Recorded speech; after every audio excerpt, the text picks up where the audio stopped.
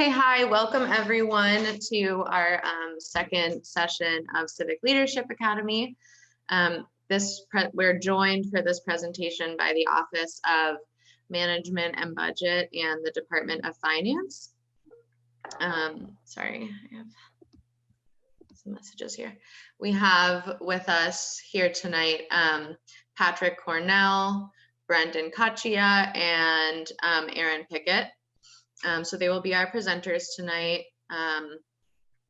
It's going to be a really interesting presentation, especially based on the times that we're in, and also just like the season that we're in the city. Everyone is rushing to get the budget together, so it should make for some really interesting discussion and conversation. Before we get started, I just wanted to talk a little bit about logistics. So the Office of Management and Budget and the Department of Finance, they have merged their presentation together. So it'll just be one big presentation, and we're going to hold questions. They've left time within our session for questions. So we're going to hold questions until the end, and then I will try to facilitate questions. So if you do have a question, you're going to raise your hand through Zoom, and you can just do that by clicking the participants icon at the bottom of your screen, and then it should pop up on your screen, and then if you hit more with the three little dots, there should be an option like a little blue hand that you can raise your hand. And if you do that, I'll just call on you. You can have your question. During questions, I do ask that you just turn your camera on so we know who's speaking. And then after your question, you do have to lower your hand as well, so I know that everything is done. And I apologize. I know it's a little bit weird, but I think that'll make for kind of a smoother question and answer session for everybody. If you have any questions about that, just feel free to message me in the chat. You can do that the same way by hitting the chat icon at the bottom. And I can try to help you through that. I think we can get started. So I think Patrick is gonna start us off and take it away. Sure, thanks, Leah. Good evening, everyone, and welcome to your second session of the Civic Leadership Academy. Brendon, Aaron, and myself are really happy to be here. I have been doing Civic Leadership Academy for 4 years now, maybe. I've been with the city for 5. So right now I'm the assistant director for the operating budget in the Office of Management and Budget. I have worked with HR, finance, IMP, public safety, and now in my role, I kind of am working with all the departments citywide. Brendon, do you want to introduce yourself real fast, and then we can let Aaron do that as well? Sure, I'm Brendon, like Leah and Patrick said. I'm a senior analyst at OMB. I work on the capital budget side of things, so I've been in partnership with Patrick, but kind of on the opposite budget side. I'm newer to participating in CLA. I think I've been doing this for about 2 years, but I've also been here for about 5 years now. I primarily work with our Department of Mobility and Infrastructure. They receive most likely the bulk of our capital funding. So that's where most of my efforts are placed. Hi, I'm Aaron Pickett. I oversee the 3 taxing bodies and also the real estate tax collection portion. As Patrick reminded me earlier, he hasn't been doing this as long as I thought him and I did this over 7 years, but he mentioned 5. So yeah, we look forward to giving you guys an overview of how finance works and how budget works and how we work together. My day-to-day role kind of is just overseeing the tax collection and the disposition of property for the city of Pittsburgh. So those are some of the things in my role that I do during my daily day-to-day. All right, thanks, guys. So one thing I do want to say also, and I'm sure Leah mentioned it during the previous session, we do think that it is incredibly important to have an understanding of city finances and how things are paid before you jump into other departments. Hopefully this presentation today will help you understand one, what we're going through currently. 2020 has been a rough year. And 2021 is, we're just going to have to react to it. But what you learned tonight will hopefully help guide you through the rest of the Civic Leadership Academy. So let's jump in. The agenda, I'm going to start off with the heavy hitter and just address COVID-19 head on. From there, we'll go into the budget process. We'll start with some revenues. We'll take a break. Aaron will jump into taxation. I'll talk about expenditures. Brendon will hit the capital budget. We'll jump back to Aaron for some different programs that the Department of Finance offers to help you with tax abatement and properties and things like that. And then we'll wrap up. We have some resources available for you to go through, and then we'll do questions. So let's jump on in. The Office of Management and Budget. Our key leadership is Kevin Paulus is a director. Like I said, I am the assistant director for the operating budget. In a nutshell, the operating budget handles your day-to-day costs within the city of Pittsburgh. So we do your salaries, well, our salaries, benefits, office supplies, professional services, debt payment, phone bills, just the regular day-to-day things. Dave Hutchinson is the assistant director for the capital budget. Like Brendon said, that is more of the long-term spending plan for the city of Pittsburgh. He'll go through the specific requirements there. And Jennifer Oldsinger is the assistant director for procurement. And that, in a one-word sentence, is, they handle all the purchasing for the city. A little more detail, we do oversee citywide business processes such as legislation, position control, travel requests, of which there are none right now. In general, we do some major policy work for the overall fiscal health of the city.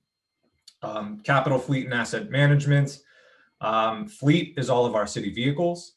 Asset management is buildings and other major infrastructure components.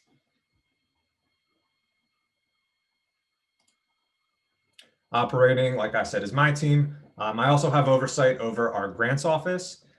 So we have a staff of 3 that are really trying to maximize opportunities for grant funding from foundations, the federal government, state government, any private partners, and things of that sort. And, like I said, the operating budget is our day-to-day spending. We do have to do an annual budget with a 5-year spending plan. The capital budget has a 6-year spending plan, so they have to go 1 year further out than we do. In addition to overseeing day-to-day purchasing for the city, procurement has been doing a lot of work recently with really looking at city purchasing and contracting through a lens of equity, both through race, through status, small businesses, veterans, et cetera. So they really have been trying to take what they're doing and adhere to best practices. Dave and the capital team also work very closely with our community development block grant team, and they oversee all the funding for CDBG, the Emergency Solutions Grants, housing opportunities for persons with aid, and the home investment partnership programs. And those are all federally funded through the Department of Housing and Urban Development. Aaron, you want to talk about finance?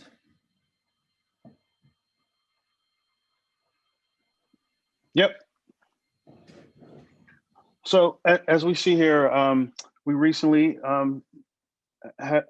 got a new director in the Department of Finance.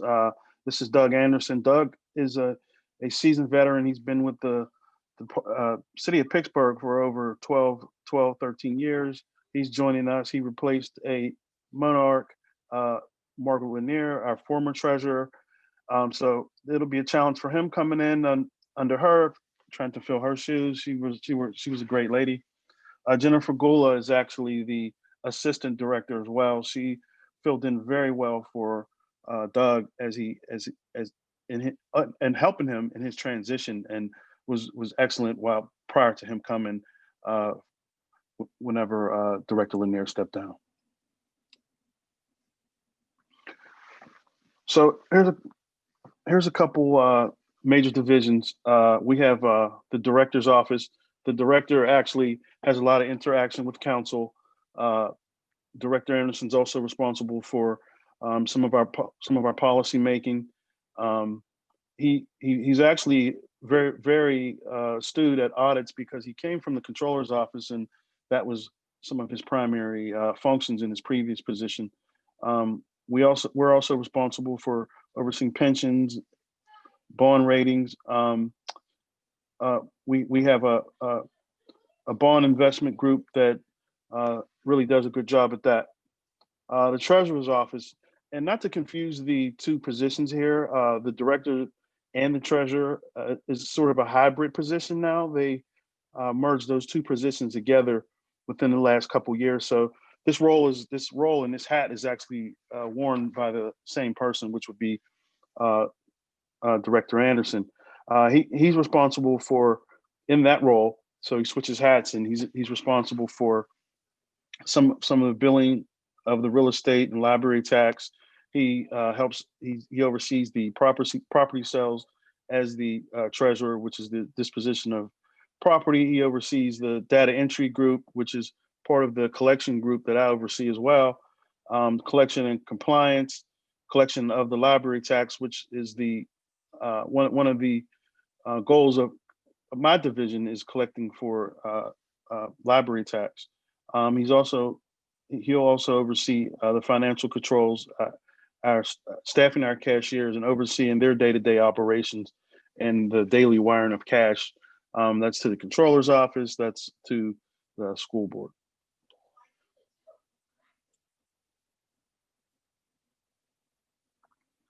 Research and development division. These are some of the functions within the real estate department that we engage in.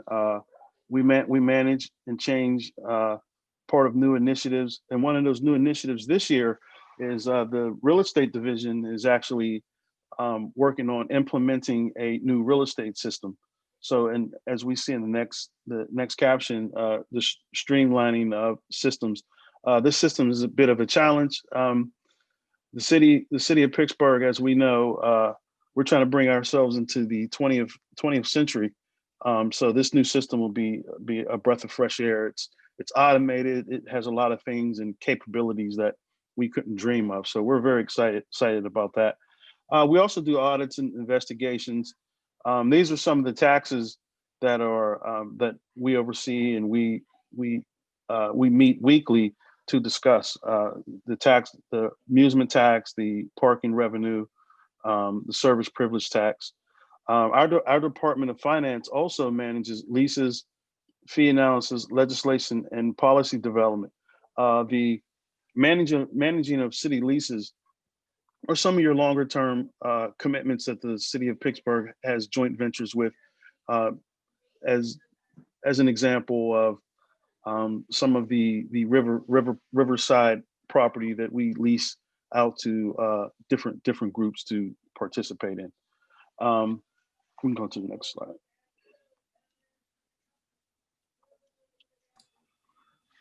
Awesome. So here's Aaron. No, okay. Go ahead. This is like the key relationship right here. No, I'll let you explain that.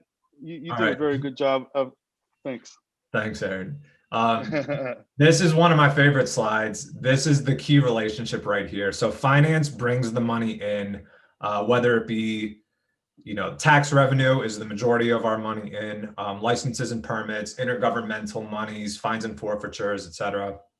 And then we have a very close collaboration, and OMB is responsible for divvying it up. We've worked with departments to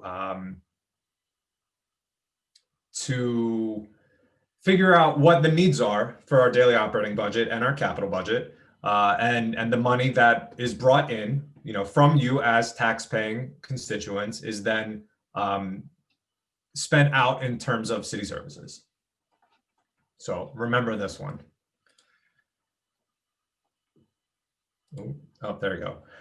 All right, so like I said earlier, I'm going to jump right in. COVID-19 has had an extremely detrimental effect on not only the city of Pittsburgh, but private and public sectors around the world. Obviously, I'm going to break this up into what has happened in 2020 and then move into how that's impacted 2021. So what happened? Our revenues are expected to be below budget by $76 million. So we originally were anticipating around $608 million, $609 million, and that just isn't going to happen this year.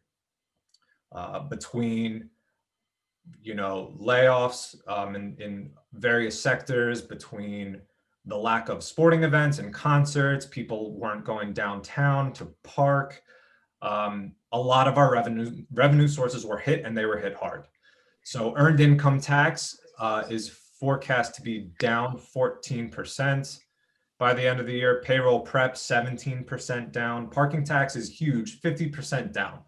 And that's us partnering with the parking authority. And some of this is daily parking meter money, parking court money, but it's down. Things were slowly picking back up. Obviously, things are not going so well right now with coronavirus, especially as of today with our new stay-at-home advisory. So we'll see what happens. Regional asset tax relief is a portion of the 1% sales tax increase in Allegheny County. That's expected to be down. Amusement tax is related to ticket sales for all of our major venues, concerts, football, baseball, hockey, all that's down. And facility usage fees are fees that the people who come to these major events have to pay in as a portion of ways to keep those facilities in line. That's also down. So not great. In terms of expenditures, we've had increased expenditures. We've had to purchase PPE, personal protection equipment. We've had to very quickly invest in the technology to work from home. Everyone on this call is able to be here with you, but what if we didn't have access to a computer with a webcam, or how can I access our financial system from home without an RSA token? For those employees who cannot work from home, including first responders, refuse workers, inspectors, a huge component of the city workforce is unable to work from home. So we've had to implement ways for them to safely work, either in the office or out in the field. We've also deployed the EMS Echo unit, which is a response unit for infectious disease. I was talking to Chief Romano back in January. He specifically said, this is the last time I'll probably shake your hand for a while because we're about to get hit with the pandemic. So the public safety had been working on this in preparation. They, were able to get things going. So I definitely want to give them a shout out for their hard work. So what did we do this year?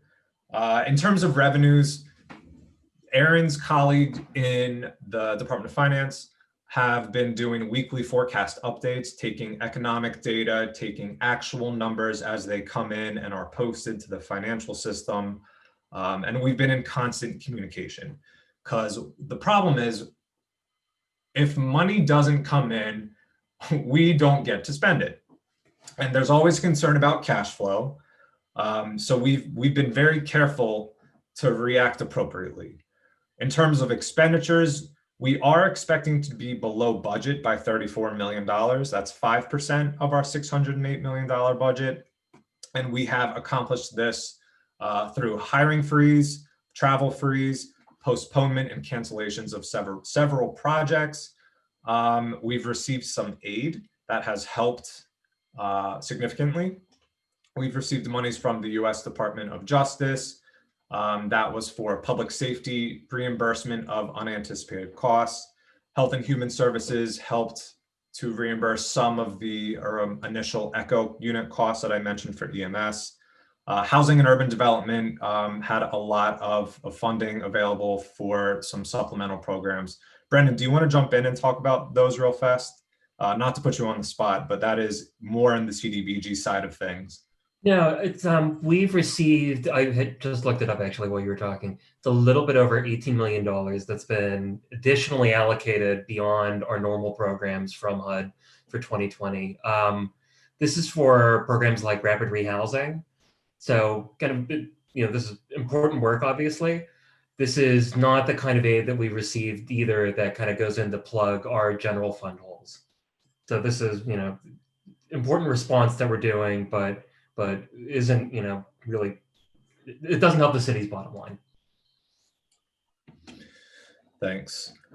We also received from Allegheny County. They received money directly from the U.S. Department of Treasury from the very first, CARES Act back in March, April. The way that bill was structured, municipalities or local governments had to have a population of $500,000 or more. We don't qualify for that. So the county, very thankfully, did allocate monies to each of the municipalities within the county. We received $6.2 million from them, again, to help with reimbursement of unanticipated expenditures. So like Brendon mentioned, none of this aid was able to be used for lost revenue. So while it helped offset the cost of things that we needed to react, it doesn't necessarily help. It didn't help the bottom line. So overall, we expect to be short from a cash flow perspective, $56 million at the end of this year. And that's not great. And what does that mean is we have what we call the fund balance. It's kind of like our emergency reserves. And so through many years of very strict financial oversight, we had slowly built that surplus up to use exactly in situations like this. So we are expected to, who knows what will happen in December, but we expect to have to tap into some of these funds. And that isn't necessarily going to be catastrophic for our immediate short term, but we need to replenish those in the long term. And that's where the 2021 budget and 5-year plan comes into play. So what does this mean? The lower forecast we have for 2020, that's not going to change. So in terms of revenues, the forecast must align with our current economic trends.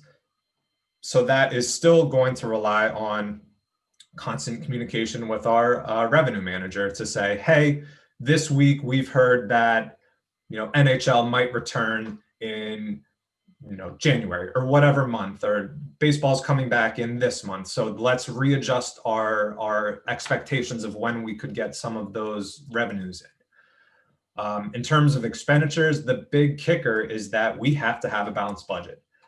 Per our governing documents, we must have expenditures less than or equal to whatever this revenue forecast is. So if revenues are going to be down tens of millions of dollars, we have to cut accordingly. And that's where we are. That's where my team had it was a very unpleasant summer trying to get everything in line. So what we've done in terms of expenditures, the first thing we did is we worked with all department directors. We cut almost all currently vacant positions, which is going to, negatively impact the speed at which some things can get done. We've trimmed budget lines across all departments. We're still trying to figure out if things can shift into later budget years. We've gotten creative. The big thing is that wasn't enough to pass a legal document for the 2021 budget. What we will have to do if there is not a change in the situation is come July 1st, there are anticipated workforce reductions across the city. It's not great. It's around $25 to $26 million that we still need to be able to recover to have a balanced budget through all of 2021.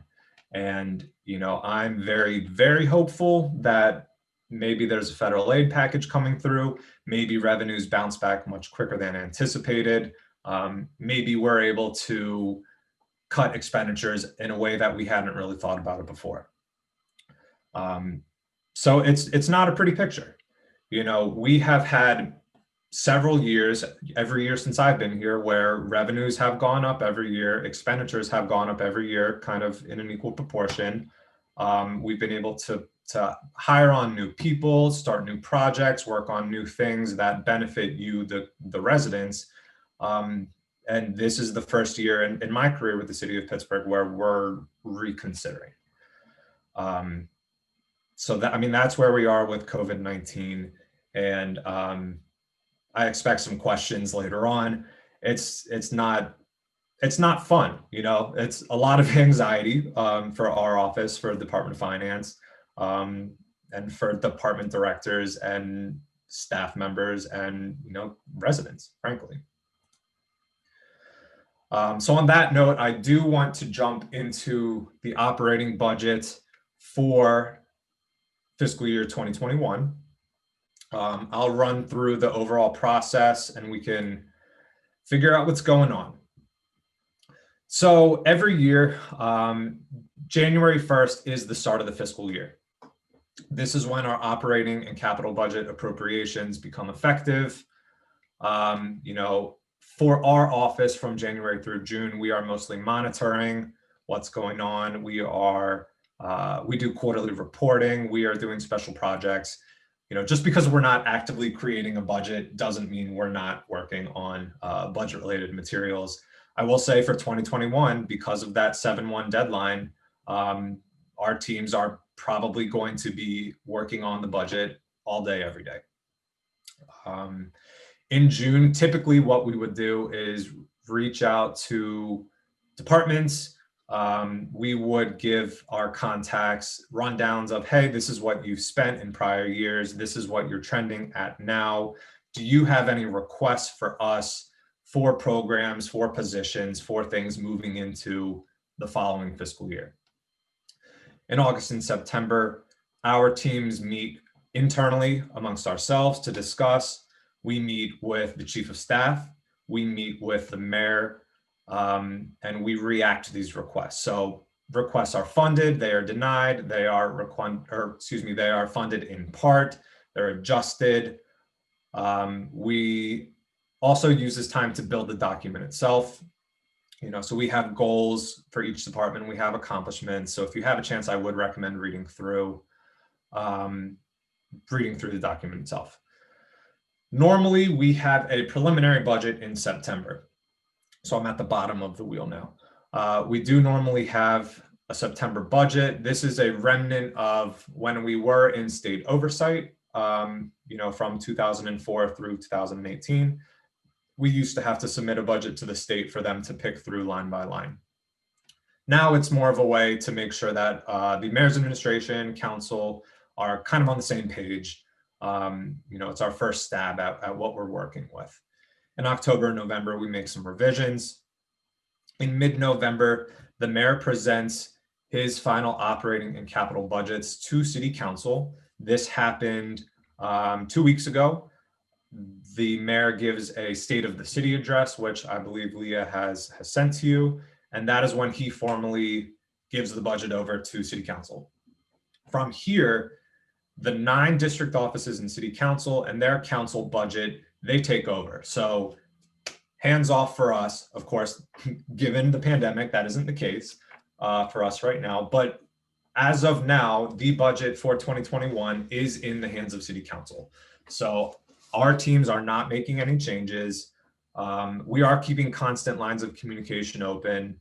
And like I said, if the forecast changes dramatically, we're going to react to it. And hopefully that is for the better and not for the worse.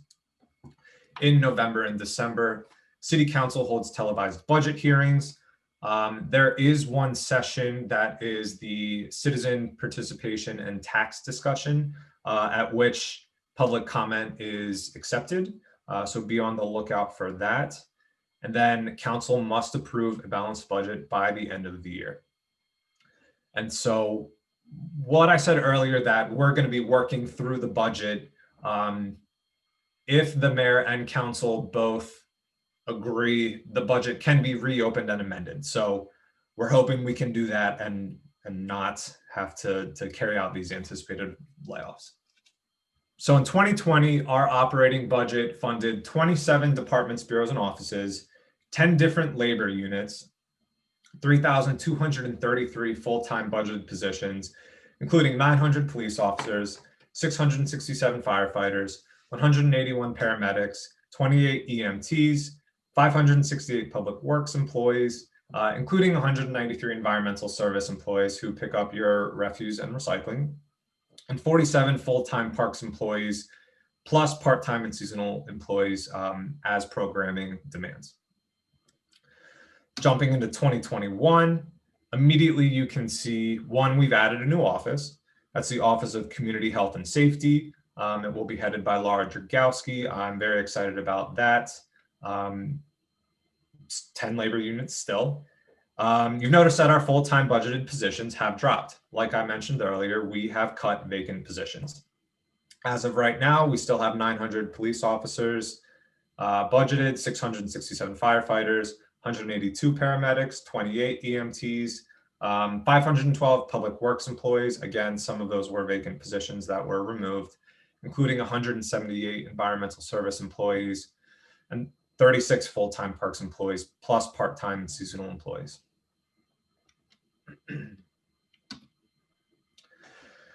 So the most important part of the budget document itself, and I would show you my budget from last year, but it's holding up my my tablet, so not wise thinking on my part. It's called the 5-year financial forecast. It is composed of the target budget, which is the most important page in the operating budget, and we'll get there in a second. That has the overview of your revenues, expenditures, the operating result, which is going to be your revenues minus your expenditures, just the end of year surplus or deficit, the reserve fund balances, and the fund balance and debt service as a percentage of expenditures. You can also split up these numbers by department. So you have a good sense of, okay, this is what the mayor's office is costing us. This is what OMB costs us. This is what finance costs us, et cetera. Each includes prior year estimates and a forecast for 5 years. So without further ado, I realize that these numbers are small. You will have access to this presentation, to the budget itself is online. So you will be able to run through these, with more scrutiny as we move forward. So like I said, you see all the revenues. The 2020 estimate is what I alluded to earlier. That 531 number is down from what we expected it to be. And then over the next 5 years, $570 million in 2021 is almost $40 million less than what we had budgeted this year. But we are expecting growth. There are some budget lines in terms of revenues that we expect to get back to normal, and that can, that's reflected in this document. In terms of expenditures, we've split it up into a few major categories: salaries, health benefits, that's healthcare, dental, vision, short and long-term disability if appropriate, and other things like that. Workers' compensation, the numbers have been, they've increased significantly over the past few years. You'll notice that the numbers go up a little bit each year. Some of that is just related to working with our third-party partners, not actual claims themselves. Pension and OPEB, other post-employment benefits. This is perhaps the city's toughest cost. These are legacy costs, and it is paying for our retired employees. And we have had a difficult time maintaining funding, a proper funding balance for the pension. But the Mayor Peduto has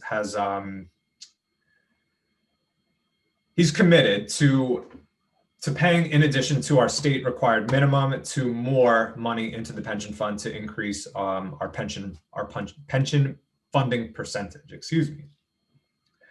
Operating departments is going to be your supplies. It's going to be your professional service contracts, and debt service is repayment of bonds that we take out to fund our capital budget program. So this is one of the biggest places where my team works with Brendon's team to come together. So we take out debt to pay for projects, and then in turn, we have to pay that debt back over a period of time. And that debt service comes in via the operating budget. On the right-hand side of the screen, you can see the operating result. That is revenues less expenditures. Again, you can see that negative $55 million that I was referring to in our 2020 estimate. And that will drop our fund balance way down from 120 to 48. But in each of the out years, we do have a balanced operating result because we are required to do so. These last two rows with the percentages are quick ways to gauge the overall financial health of the city. Fund balance as a percentage of expenditures is going to be the projected ending fund reserve fund balance divided by total expenditures. The goal is to have 2 months worth of expenses available to you at any time, which is 16.6%. In our code in that passed by City Council, we are required to have at least 10%. Council has passed an ordinance temporarily lowering this amount as a result of the pandemic, allowing us to be able to slowly build that back up instead of having to just do it all at once. The other gauge right there is debt service as a percentage of expenditures. And that is, the total debt service divided by the total expenditures. And the idea with this is that we don't want to be spending all of our money on paying back old debt. So we keep this per code less than 12%. You'll see in 2025, we're getting close to 12%. We actually have what we call a debt cliff. So one old repayment schedule will be finished. So that number will then go down and we have a little more wiggle room to do this. I will say there were years, within the past 10, 15 years where there was no debt service, there were no bonds taken out, implying no capital projects. So we are trying to spend responsibly to make sure that our roads, bridges, buildings, playgrounds, parks, pools, everything is up to a good quality standard. The other way to look at this data is by department. Like I mentioned before, you can see on this page that our 2019 actual was $553 million. We're expecting $587 million. You can see that number drops down 4% to 2021. Again, that is a reaction to what we need for a balanced budget. And then from there, it slowly increases back up based on known costs, known projects, known contracts, and things of that sort. Revenue, I'll jump into this real fast. So revenues are comprised of tax and non-tax sources. For 2021, 81.5% of the city of Pittsburgh revenue brought in is expected to be a tax-based revenue. So obviously the difference, 18.5%, is going to be a non-tax revenue. Our non-tax revenues include licenses and permits, fines and forfeitures, intergovernmental transfers, us working with the state or working with, the borough of Wilkinsburg for fire services, for example. Interest earnings and charges for services are the other non-tax revenues. In terms of our tax revenues, real estate is that green portion of the pie, and it is 32.1%. We're expected to be 32.1% in 2021. That is more than the smallest 8 tax sources combined. So this is one thing that has helped us during the pandemic, is that a good portion of our revenues are pretty static. Real estate wasn't hit as hard in terms of collections than some of our other categories. Whew, let's take a break. It is 6:45. Please be back at 6:50. Give or take a few minutes. I'm going to get a drink of water, and we'll keep on going. Aaron will pick it up. Thanks.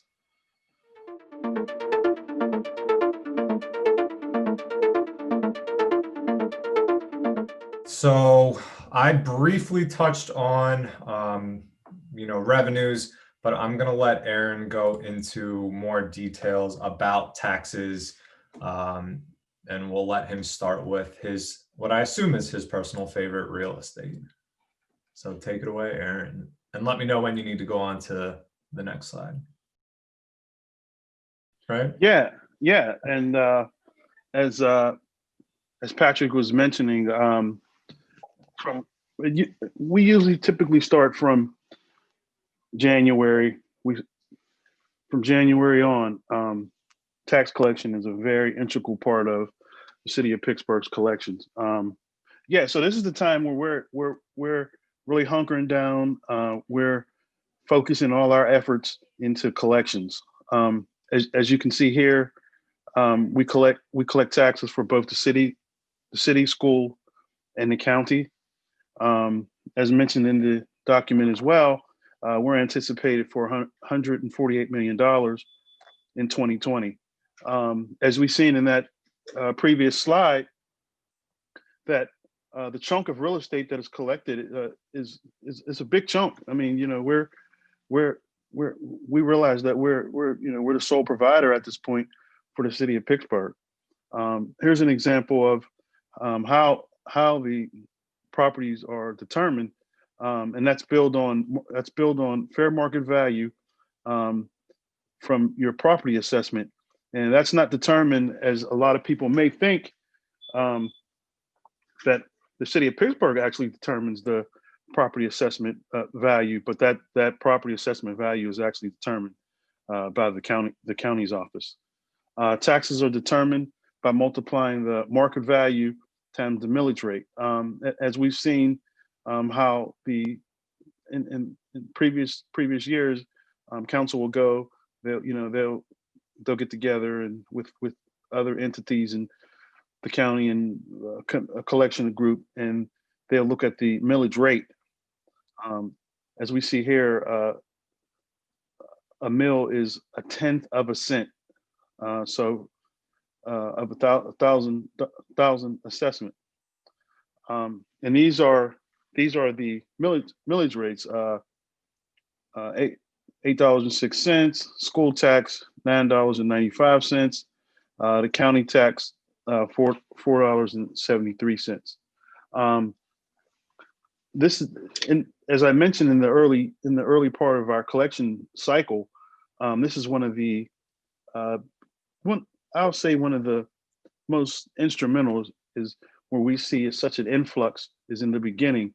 And as we see, and that's because of the 2% discount that's given to anyone that pays before February 10th. So we see a lot of activity in our collection, especially around February.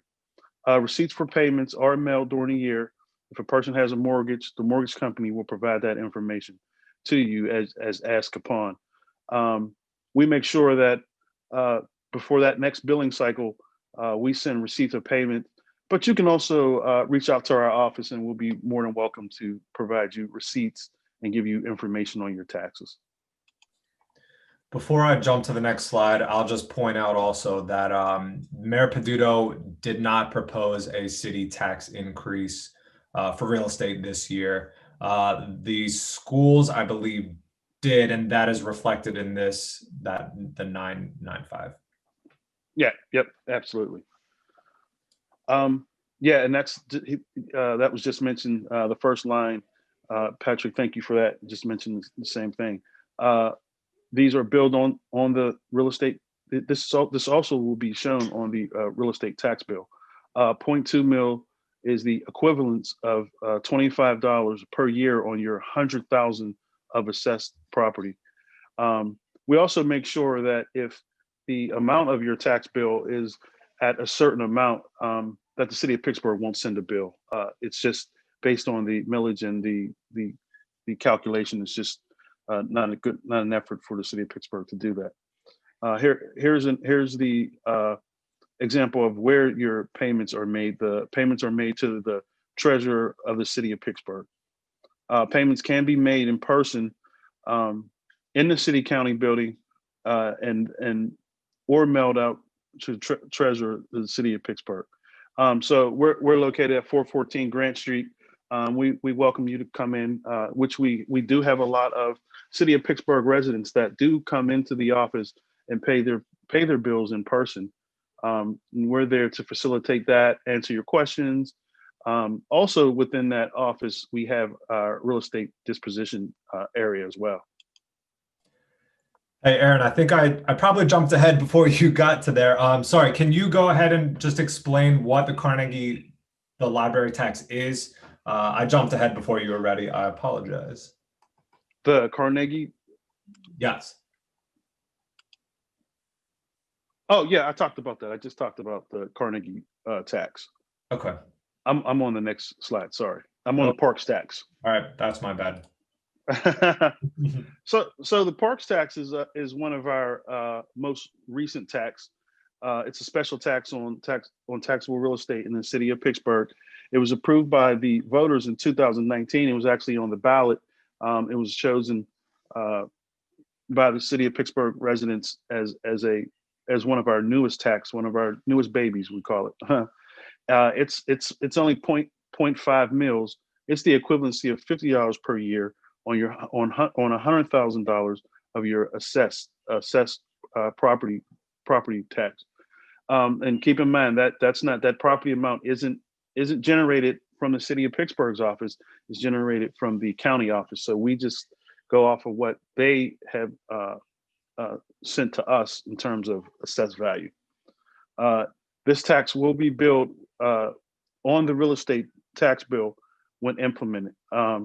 As stated, City Council is still currently reviewing this current tax.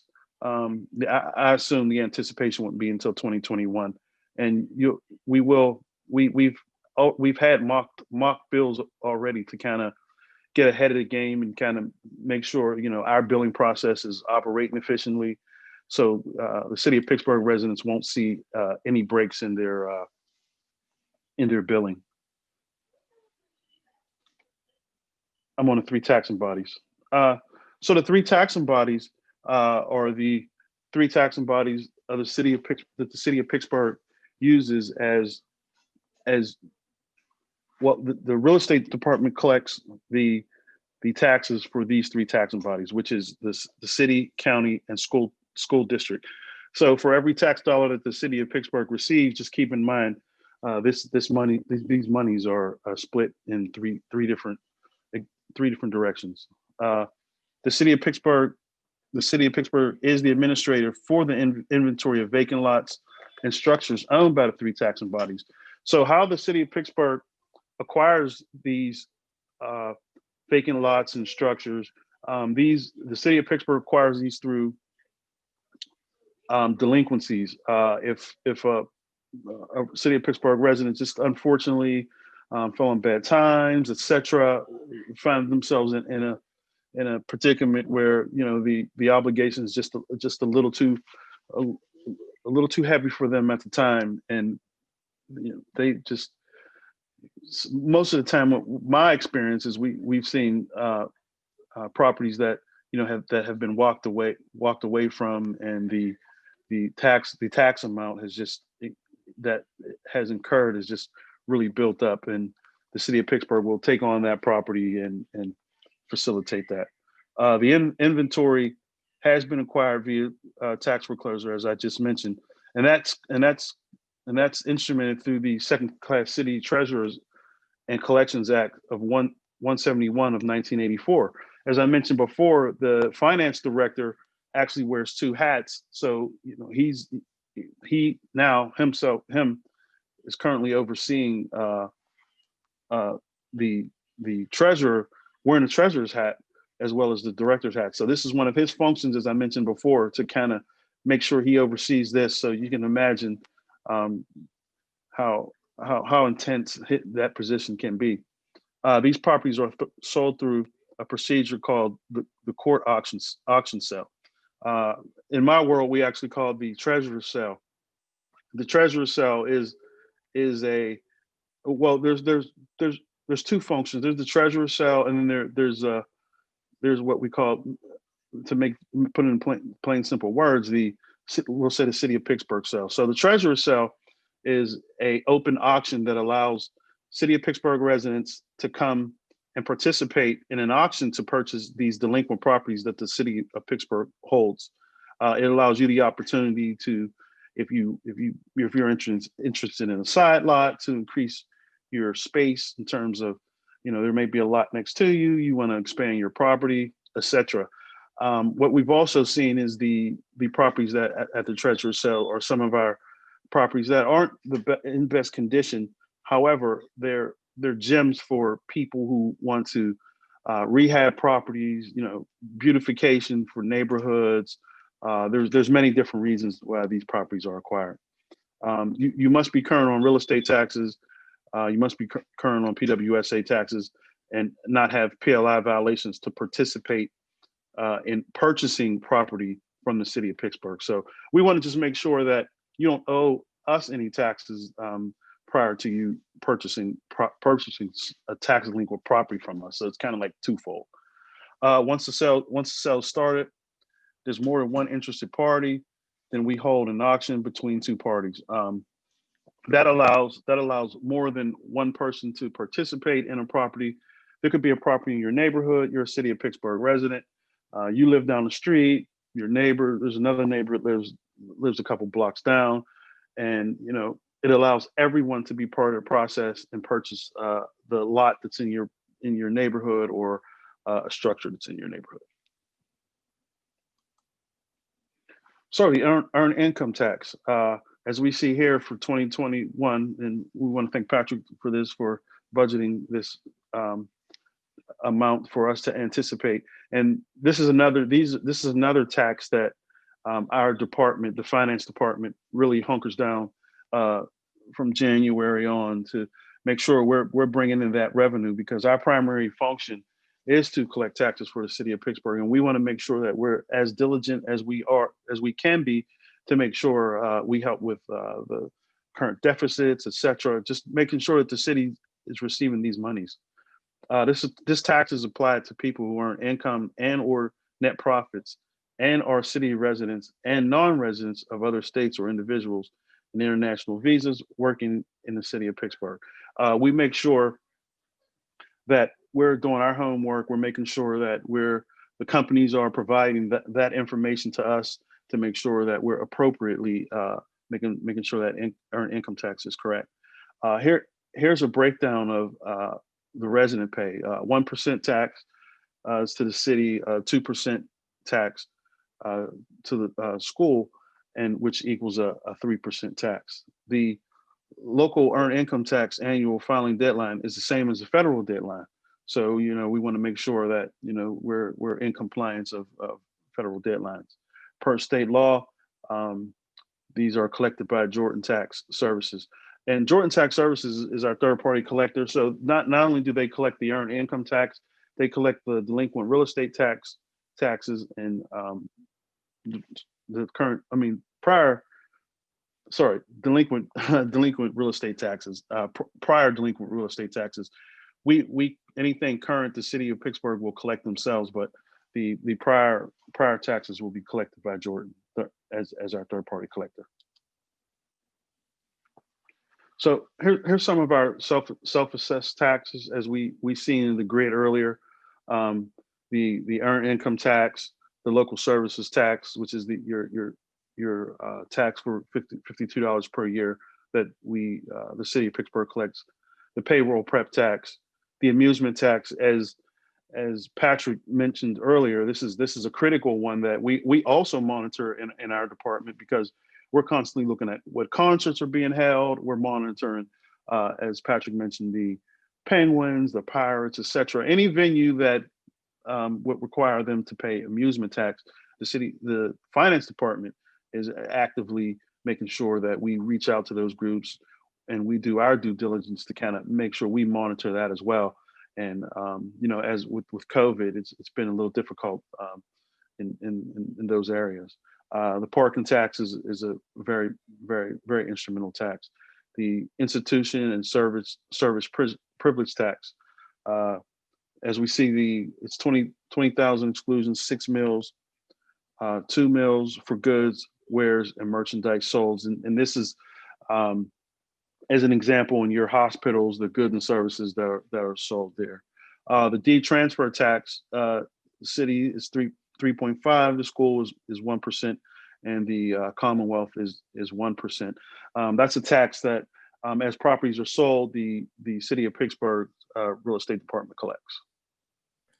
I'll jump in real fast and say the city's portion of the D transfer tax increased over the past 2 years. And that is how we are funding the Housing Opportunity Fund with the URA. Yep. And that was actually passed through legislation, correct? That is correct. Yep.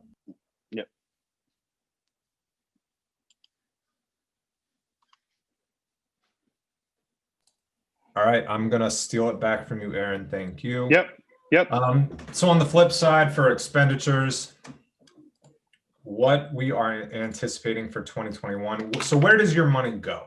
The way that we break down expenditures in the operating budget is using a chart of accounts. So the chart of accounts breaks things down into general categories, like you see here: personnel for salaries and wages, employee benefits, professional and technical services. Property services is going to be things like leases, like Aaron mentioned before. We lease space for police headquarters on the north side. Other services is kind of one that captures promotional advertising, a lot of our recruitment costs, employee recognition, things of that nature, but also our telephone bills and cable. So that's kind of a catch-all. Supplies is pretty self-explanatory. That is both things like office supplies and also equipment.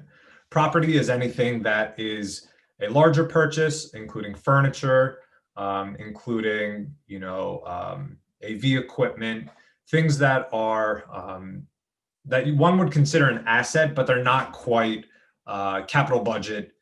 They don't meet the requirements to be a capital expense. And then debt service. Oh, I skipped miscellaneous. A lot of those would be grants paid out to other organizations.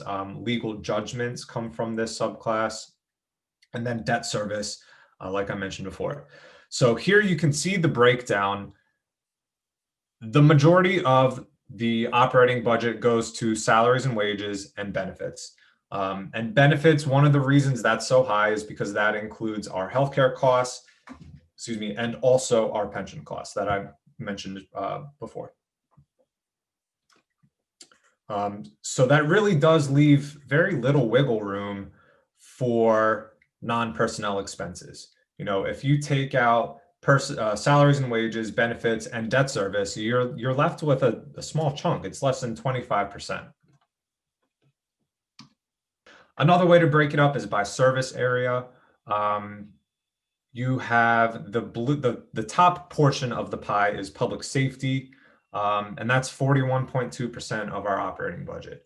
That includes the Bureau of Administration, the Bureau of Emergency Medical Services, fire, police, animal care and control, our crossing guards, and yes, that's it.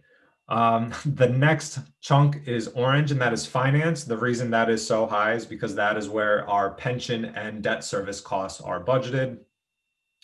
Public works is the next portion. Human resources is benefits. Like I said, workers' compensation. So those are large costs for one particular department. The limeish green color, the 61 million is for general government. That's everything else. And then the slivers are so tall for city council, the city controller, and the mayor's office, and the elected officials. Their actual budgets are relatively small.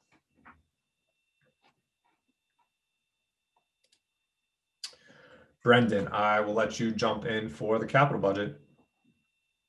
Okay. Patrick, you're welcome to yeah, thank you. So as we've kind of been alluding to here, the operating budget is more primarily concerned with city personnel and the stuff that city personnel uses. So like Patrick was using the examples of office supplies and furniture. The capital budget, on the other hand, are the city's public facing assets that you as residents would interact with. So you're driving on a city street that was paid for with capital dollars. You go to a city park or playground, the improvements there have been made with city capital dollars. And then I don't know if we touched on this at all earlier in the presentation, but a big distinction between the capital budget and the operating budget is that money that's budgeted on the operating side, if it's not spent at the end of the year, it's gone. It's use it or lose it, and then it lapses into that fund balance, our city savings account, basically, that Patrick had mentioned earlier. Capital budget money doesn't expire at the end of a given year. It's out there until the project is delivered, and if a project is completed and comes in under budget, we're able to, via legislation, move that to other needs. So we're not unnecessarily, authorizing more money if we still have more that we can kind of move around to meet our current needs. So this map that is on the slide shows all of the specific project locations that are in the mayor's 2021 capital budget that was proposed last week. So this isn't the official 2021 capital budget. That isn't going to be determined until next month. So in that final document, these dots might change. There might be some new ones added. There might be some ones taken out, but there'll be an update to this map. And then there's also on the city website a cool tool used or called Bird's Eye View. It's like an interactive GIS layer that will include all of the locations for the 2021 capital budget. So you're actually able to click on them and see what it is, how much it costs, and then get a status update for that work. So that includes everything in the capital budget, but it also includes things like 311 requests or citations, really pretty much anything that the city would have to report on, you can pull out a bird's eye view. It's pretty neat. I honestly use it more personally than I do for work. Next slide. So what is a capital project? These bullets here are in city code, and they are our own internal policy, basically, that we've established for ourselves for how we distinguish between what lives with me or what lives with Patrick. So when we're determining what the budgeted item, where it will live, how we can pay for it, this is kind of the checklist that we're working through. We need to determine if it's going to be an improvement to a city-owned asset. We're not paying for improvements to private entities. We need a minimum value of $50,000. We want capital projects to last a certain amount of time. We want them to last at least 5 years. And then if we're going to use debt to pay for the project, we want the life cycle, the lifespan of that project to at least last as long as however long it was we were paying back the debt. So if we pay for an improvement using debt, we don't want it to last only 1 year and then be paying interest on it for 15 or 20 years. It's really not a good use of our resources. And then just one last note on that last slide. Again, those are our local rules. I'll touch on, for some of our other fund sources, there are state and federal rules that come into play with other money that we use as part of the capital budget. Thank you for jumping back. So this is our annual capital budget process. There is a fair amount of overlap here between the timeline that Patrick outlined, kind of our big dates that are set in the home rule charter. We overlap between operating and the capital budget. So our process, we also have the budget is effective each year on January 1st. Our process kicks off every year in April in the spring when the mayor proposes a set of overarching priorities to guide the selection and submission of proposals for the next year's budget. So for the 2021 capital budget, the mayor's priorities were equity, critical infrastructure, mobility, housing, children and families, neighborhood empowerment, workforce and entrepreneurship, critical communities, green infrastructure, climate, and arts, culture, and open space. So these aren't tied to specific proposals. They're thematic. They're meant to inform what departments are going to propose for the next year's budget. So in May, with these priorities in mind, OMB issues a request for proposals to departments internally, to municipal authorities. So this would be like the URA, the Urban Redevelopment Authority, or PWSA, and then to external organizations who we've partnered with, we have relationships with from working on capital projects in the past. So an example for that would be we've collaborated in the past with Bike Pittsburgh or Healthy Ride for those sorts of projects. In June, we have capital budget public hearings. I don't know if anybody who's attending this call has also been to any of those in the past. Pre-COVID, these were in-person meetings. We would pick 2 new locations each year. We have a schedule that we rotate through 2 different council districts every year. So we're able to kind of spread out the geography for where these meetings are occurring. Because of COVID in 2020, we moved the meetings virtually, but we were able to expand the usual 2 sessions that we have to a 3rd one. And then we also had to scramble around our format that we usually use, which focuses a lot on small group discussions. So we were able to kind of focus on different topics for types of projects that are funded with the capital budget, and have attendees direct questions to department heads, directors, subject matter experts from the city. And then on July 1st every year is when the deadline for proposals for the next year's projects are. And then we spend July through the end of September, through September 30th, meeting with departments and authorities who have submitted proposals. And this is done by what is also in city code. It's called the CPFC, which is on this slide here. That's the Capital Program Facilitation Committee. So that's an intragovernmental committee that's made up of representatives from the mayor's administration, from city council, and the controller's office. So that formal overarching committee includes department directors, actual city council members, the representatives who are attending these meetings with departments to govern proposals is a smaller subset of that big committee. So in a typical summer between July and August, my schedule is booked with usually about 25 meetings running up to 2 hours in length to go over all of the proposals that we receive. And that's hundreds of proposals. I think this year it was around 450 proposals that we received for the 2021 capital budget. So we get a lot of participation, which is always very good, but it also makes the decision-making process very difficult. So this next part is where we have significant overlap with the operating budget. We have the same deadlines that they do for the end of the year for when the budgets have to be proposed. We also have that same September budget that has to be presented on September 30th. The same with the capital budget for 2020. There was an ordinance that was enacted, I think in maybe late August, early September, that got rid of that just for 2020. So we did not have a September budget this year.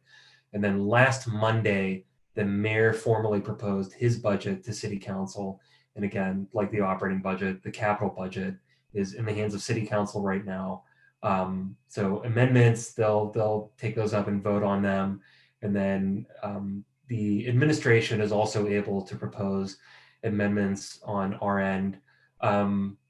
Practically speaking, on the capital budget side, that might be things like if there was a grant application that we had in the mayor's budget, and in between the mayor's budget being proposed and the capital budget being enacted, we found out we were rejected for the grant application. We might submit an amendment to city council saying, hey, can you zero out this line? We're actually not receiving this grant. We shouldn't have that in there. And then council votes on the budget in December and enacts the document.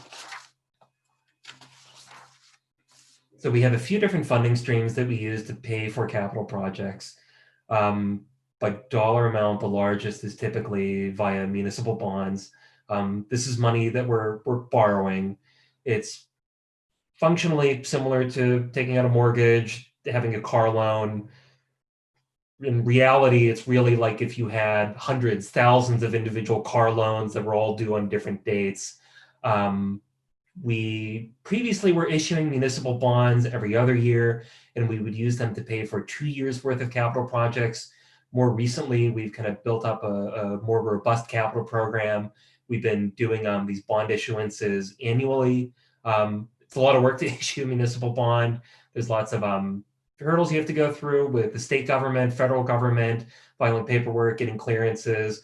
It takes about 6 months of work to do this. So in between actually working on the budget and doing the bond issuances, I have a pretty busy schedule throughout the year. We finance the debt that we take out typically over the course of 20 years. Our interest rates recently have been below 5%, usually in the 3 to 4% range. Again, we want the assets that we're financing with municipal bonds to last at least as long as the debt that we're taking out. So kind of a real world example for the capital budget is we don't use bond money to pay for IT projects, for information technology projects, because frankly, the shelf life on those tends to not be that long. And an example that I've kind of used in the past would be if we had used bonds to pay for Windows 95 in the mid 90s, we would have been paying off the debt for that improvement until 2015. So we would have been way off of using Windows 95, but we'd still be paying interest on doing that every year. It's not, again, that's really not a great way to spend that money. And then kind of a framing device that we look at for using municipal bonds, for using this form of debt, is that we're spreading the cost of the improvement across the lifespan of all of the users who are going to tap into that asset.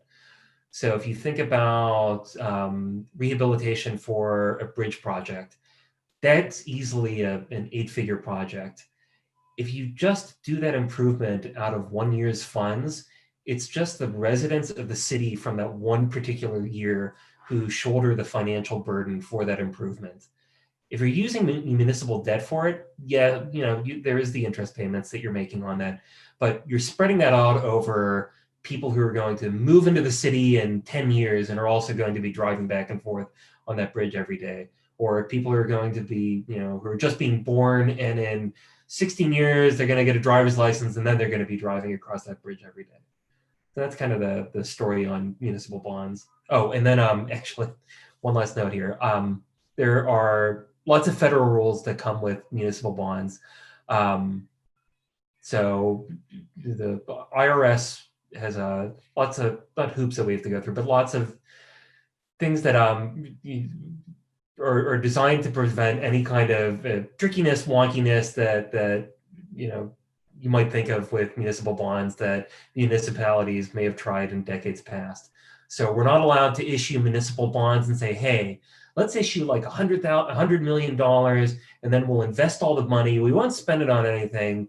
And then we'll just shave off the interest earnings and we'll get money that way. Not allowed to do that. That's a no-no.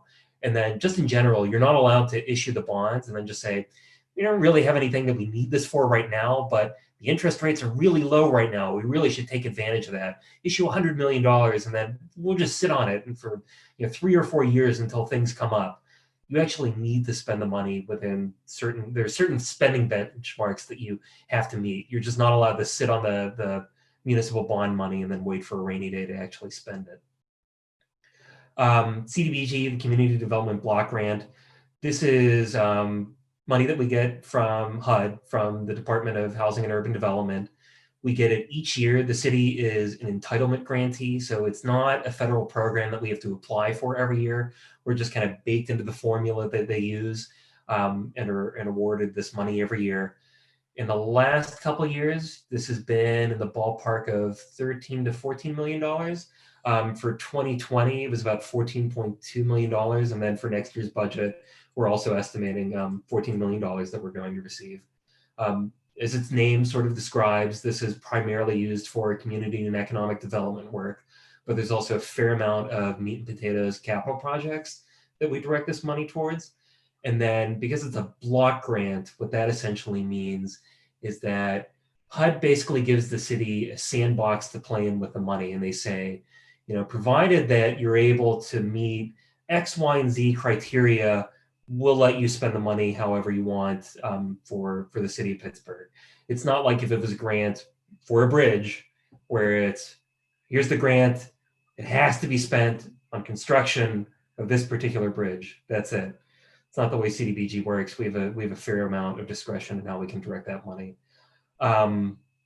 There are national objectives that HUD sets that we have to meet using this money. It has to benefit low to moderate income individuals. That definition is established by HUD. They update it every year, so that's not a determination that's made by the city. We can use it for prevention or elimination of slums or blight, and then we can also use it for emergency purposes. And HUD phrases that as an immediate threat to the health or welfare of the community for which other funding is not available. So if there was something huge and dramatic that happened, like COVID, we're able to use CDBG money for that purpose. There's a lot of reporting that is required for CDBG that is similar in practice to the budget itself. We have to submit to HUD every year what's called an annual action plan, which is pretty similar to a budget. Every 5 years, we have to submit a consolidated plan, which is essentially a 5-year plan. Every year, we have to perform an audit and also send that over to HUD. To spend the HUD money, we have to make determinations that we're spending this money in a service area that benefits low to moderate income individuals. We have to perform environmental clearances. We have to perform historic clearances before we're permitted to actually spend that money. So again, the block grant, we have a fair amount of flexibility with it, but there's a lot of federal strings attached to it. Actually we have to meet before we're spending money here. Pay as you go, Patrick mentioned earlier when he went over the target budget. This is the city's own money that we are taking from the operating budget and we're redirecting it for the capital program. So this is the most flexible of all the funding sources that we have. The only rules for PAYGO money are our own that are established in city code. And because of that, this is the most valuable funding source that we probably have. We're able to direct it most flexibly is probably a more elegant way to say that. And then the other bullet here is literally just anything else that we get that is directed towards the capital program. So by volume, that is probably money that we get from the Federal Highway Administration, where they give the city money to match large infrastructure projects. So if it's a highway improvement, the federal government actually picks up 80% of the tab for that. If it's a bridge project and it's on a regional plan that's adopted, the federal government and PennDOT actually pick up 95% of the tab. So that's a really important funding source. That includes grants that we get or have applied to that are supporting the capital program. And that could literally be from any funder. I mean, that might be the state government, county government, foundations, nonprofits. Again, other is literally anything else that falls in there. So these bullets are what the CPFC, the Capital Program Facilitation Committee, uses every year to evaluate the proposals that we get from departments, authorities, external organizations each year. I'm not gonna be a presenter who goes through every single one of these line by line and just reads them off. But these are adopted in city code. They were placed in there in 2015. when we are reviewing capital proposals for the next year, these are all weighted differently. So the score that somebody might give to a project in a safety criterion is going to be weighted more heavily than if it complies with an adopted plan for the city. So it's not necessarily that every single one of these carries equal importance. So this pie chart here then shows, again, for the mayor's proposed 2021 budget, where the funding is all directed. So these items here, these descriptions, are what are called functional areas, and they're our highest level of reporting category in the capital budget. So they're kind of the very top line summary for how we would describe information, to internal stakeholders, or in this case, to the public. So if you're going kind of clockwise around, starting with engineering and construction, these are the large transportation and infrastructure projects. This is things like bridges. This is things like landslides, which are, again, tremendously expensive. These are easily 7- and 8-figure projects that take potentially multiple years to complete. Facility improvement includes actual facilities, things with roofs like police stations, fire stations, but then also parks, playgrounds. We also consider those facilities for the capital budget. Neighborhood and community development provides funding for a lot of the work that the URA does. We go under contract typically each year with the URA and provide funding for them, because they're sort of designed to do a lot of the work for those projects. That includes things like lot maintenance, development, but we also fund things like public art with this functional area. Public safety is essentially entirely now demolition of condemned buildings, remediation of condemned structures. There used to be some other equipment purchases that were made out of here, but in recent years, that's all been handed over on the operating budget side of things. We've just sort of restructured, how things are aligned between capital and operating.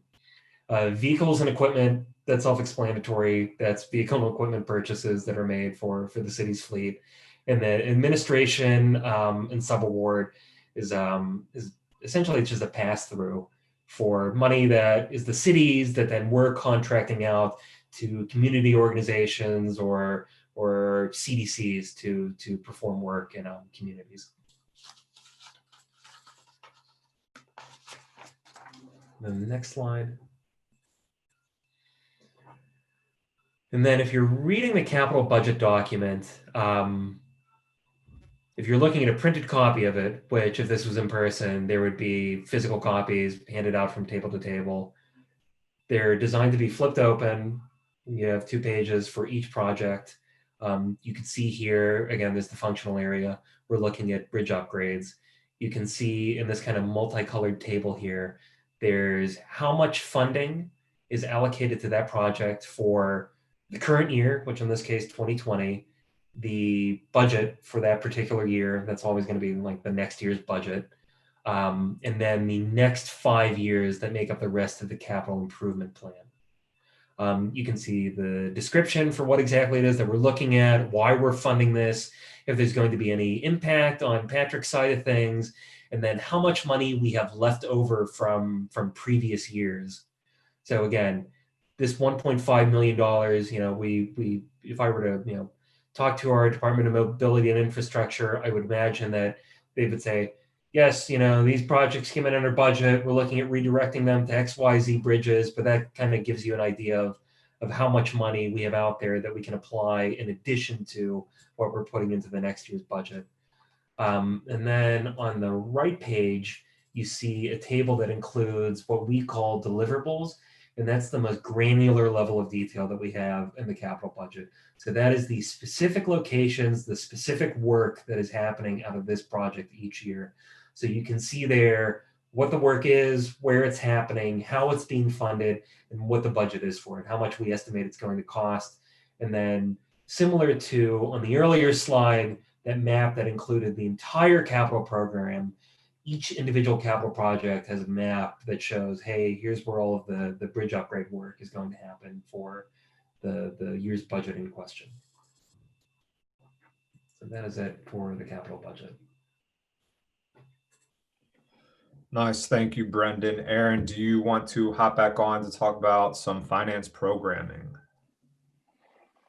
Yeah, so these programs are just some of the programs that allow our residents to kind of participate in, and as an example, maybe save you some dollars. The first one is the Senior Tax Relief Program. There are guidelines. You or your spouse who lives with you must either be born before December 31st, 1959, permanently disabled and over 18. Proof required. This proof must be presented. Have owned or occupied a home in Allegheny County 10 consecutive years. Total household income can't exceed 30,000 using 50% of Social Security benefits. Those programs all initiate at the county level, so your application will be submitted there, and then it's added to our tax system. And that once you're approved for that program, we add it into our tax system, and then you're granted the tax relief. The Homestead Act, as many of us City of Pittsburgh residents, including myself, who are homeowners, take advantage of this. You must be a homeowner of the property and occupy the dwelling, and it has to be your primary residence. This reduces your assessed value of home by $18,000. This results in tax savings of $145. That's a good program, but that's another program that you have to apply for. So if you just recently bought a home, we encourage people who recently bought a home to kind of participate in that and save some tax dollars. We're not always collecting; we're also encouraging these programs as well. And the school homestead is another act. This amount can vary from year to year based on the revenue received from gambling proceeds and the value of the property. So to be eligible as one of the previous programs, it has to be owner occupied. So these are some of the programs that we encourage if you have interest in participating in, to kind of save some tax dollars. Other programs that the City of Pittsburgh has, and this is a program that one of my favorite programs in the real estate disposition division, which I oversee as well. It was the SAD Yard program. This is a low cost minimum of $200 to purchase. The lot must be deemed unusable. You must own property that directly borders the vacant land.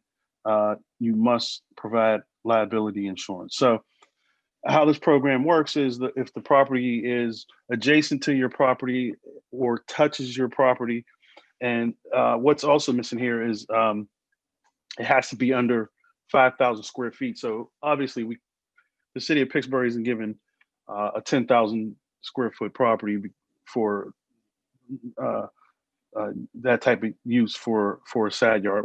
This program is specifically for you, encouraging you to kind of that free space that's next door to your property, and you want to do beautification, you want to do gardens, you want to do parking pads, etc. This is what this program is kind of for. But it has to be touching your property. You have to own your home, and it can't be more than a 2-family home. So this is another great program that the City of Pittsburgh has for the community to participate in for beautification purposes or expansion of your property. Awesome, thank you, Aaron. Next, I'd like to jump into some resources and go over a few more details, ways that you, as City of Pittsburgh residents, can engage with the budgets. I know the budget isn't always, the most attractive thing to talk about, but it is very important to know what is going on with your tax dollars. We're here for you. We are stewards of your taxes. And I think that's one thing that city workers always need to remember is that, we're doing this for you. We're in the public sector and we're here to serve our residents. So the OMB website is listed. We have the operating budgets are available at the link provided. We do have the mayor's proposed 2021 budget. We have budgets going back years as well if you want to do some digging. Same with the capital budgets. This year's proposed budget is there. We will update them as we move through the budgeting process. Historical documents are also available. We do have this new short little PDF called the Budget in Brief. We're pretty excited about this. So we've taken the 400-page operating budget and the 200, 300-page capital budget, and we've shrunk it down to 3 pages front and back. So I think that's going to hopefully do wonders in allowing everyone to really comprehend what we're talking about. So what that, oh, thanks, Leah, I see you're clapping. What that entails is the target for the operating side. It is the target budget. It has a list of our major revenues. It has a list of operating expenses by department. On the capital side, it has a list of every single project that has been funded for that current budget year. So please take a look at it. I'm just really excited about it, and it's going to be a cool thing. That was our Director Paulus's idea, and it's hopefully going to kind of revolutionize how we go around instead of carrying around these massive documents. On the finance website, there are links to descriptions of each tax type. There are different process flows for Aaron's team with how to buy properties, how to go through the auction process, how to do the side yard sales, etc. So Leah's team created an 2021 operating budget page for the Engage platform. We have closed the survey this year, but this year was the first year we did do an operating budget survey for residents to complete. I am still tabulating that data. There are over 1,000 responses, and it is giving us good insight into what citizens actually want to see from the operating budget. This is complementary to the capital budget engagement forums that Brendon discussed earlier. This was our first year that we did an operating budget forum in September. Just because of the nature of the operating budget, it was a little more of an informational session as opposed to a collaborative group discussion. But moving forward, we do hope to align those better with the capital budget, just so everyone has a kind of early summer for the events and everyone knows when it will be every year. Bird's Eye View, Brendon mentioned earlier, it's a really cool tool. E-Properties shows you the 3 taxing body properties in the city of Pittsburgh owned properties that are available for purchase. And we also have some contact information, the operating team email address, the capital team's email address, and the real estate team's email address. Brendon or Aaron, is there anything else you want to add before I stop sharing the screen and then we can open it up to questions? Not on my end. No, that was good for me. Okay, cool. All right, so I am questions and then I'm just going to stop sharing, but thank you. We appreciate your time. Thank you, Patrick, Brendon, and Aaron. That was awesome. Thank you. But we have plenty of time for questions too. Okay, it looks like there's 2 questions in the chat, and then if people want to start raising their hands through Zoom, then we can get to those right after that. So first, Bill wanted to know, why does Jordan Tax Services do the work? Is it bid out every year and they just win it year after year? What does that process look like? So that is part of the state tax reform law from a few years ago, split up taxing into different districts, and we are the Allegheny Central Tax District, and Jordan Tax Services was chosen as our provider. I'm sure Aaron could talk about how we used to collect all these taxes from the city of Pittsburgh, but the state thought it would be better for municipalities, big and small, to have, a third-party provider doing this. That's correct. Cool. And then, guys, just so you know, I'm going to switch off of the chat. I'm just doing the two that were in the chat, and then we can use our hands. And then for the Homestead Act, how do you apply for that, Aaron? You'll apply over at the county office. They'll have the information, and you can go online and get that information. And once that information is submitted to them, we put it on our system and it applies to your account.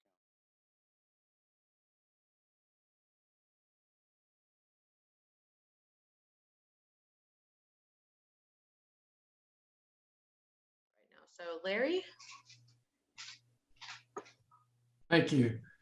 You made it very clear that the city just applies a millage rate to assessments that are ascertained by the county. In my experience, that's highly unusual. Can you explain how that came to be and whether it's okay with the city or there's some history of efforts to change it?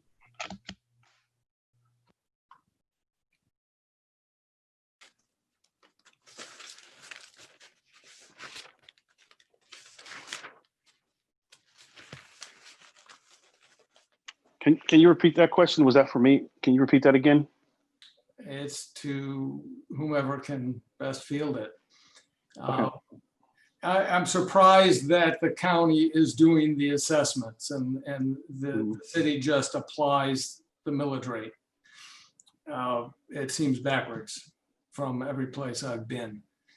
And I don't understand. I'd like to understand how that evolved and whether the city generally considers it okay or there's a movement afoot to change that and take control of the assessment process.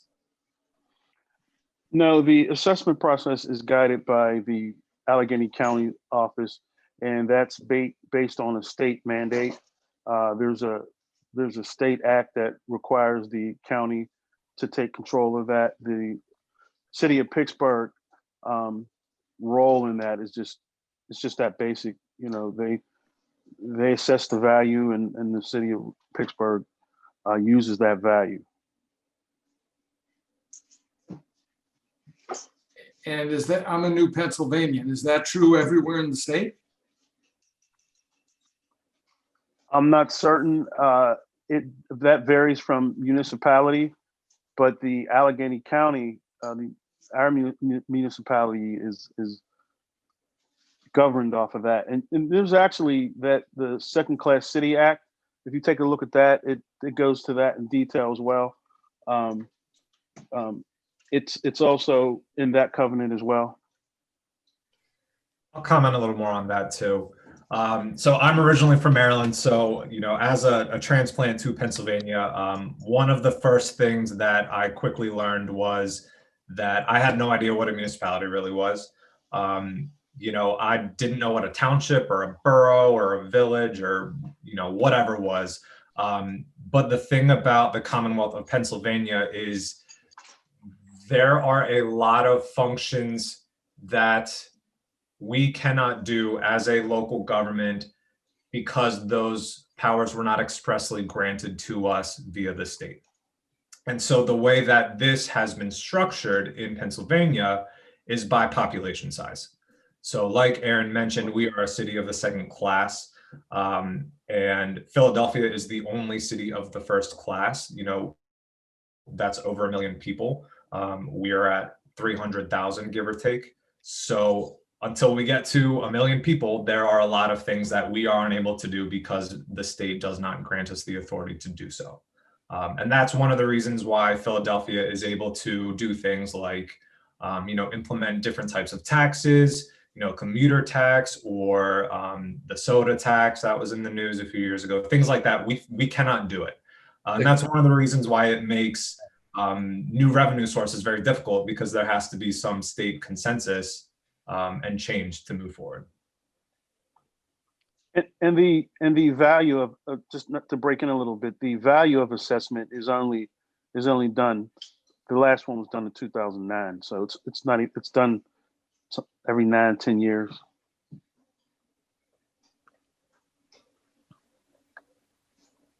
I think that answered the question pretty well because of the second class city status. Okay, Karen?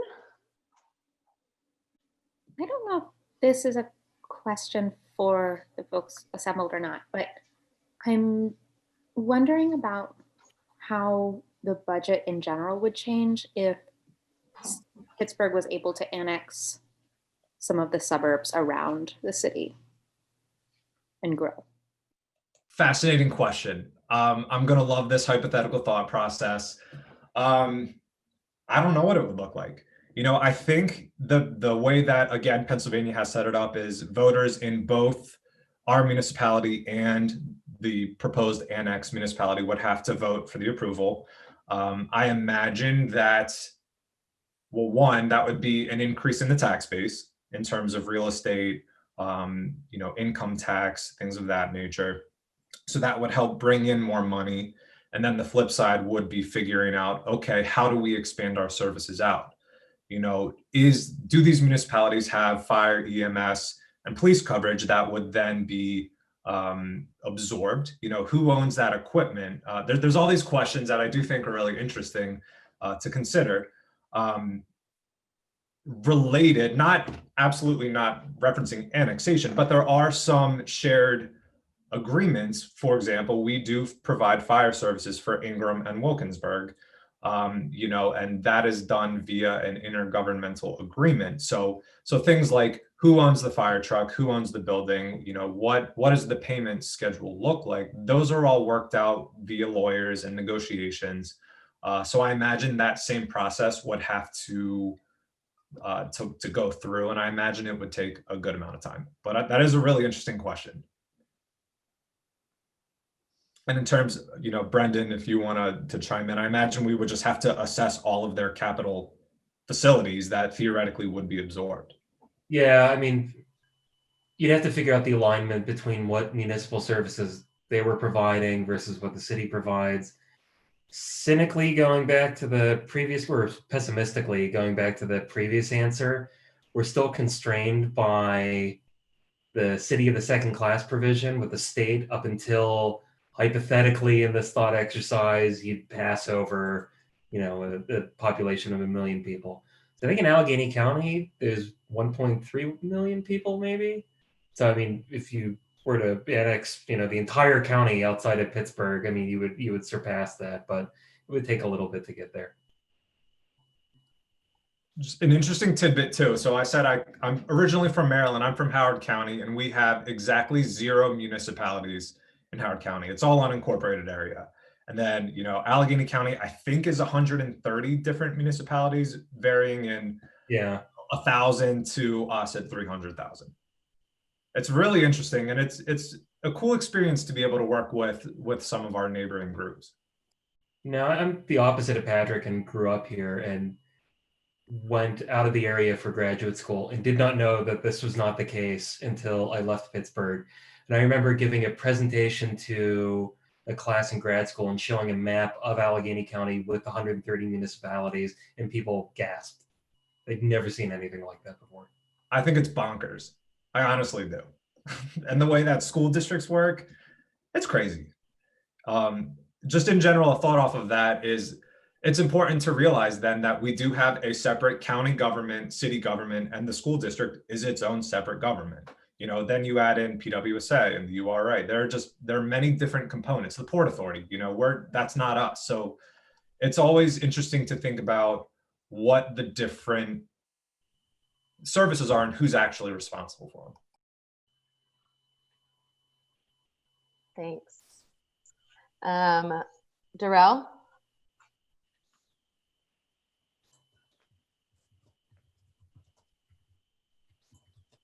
Okay. Yeah, sorry. So my question earlier was actually earlier in the presentation, and I guess more for the real estate.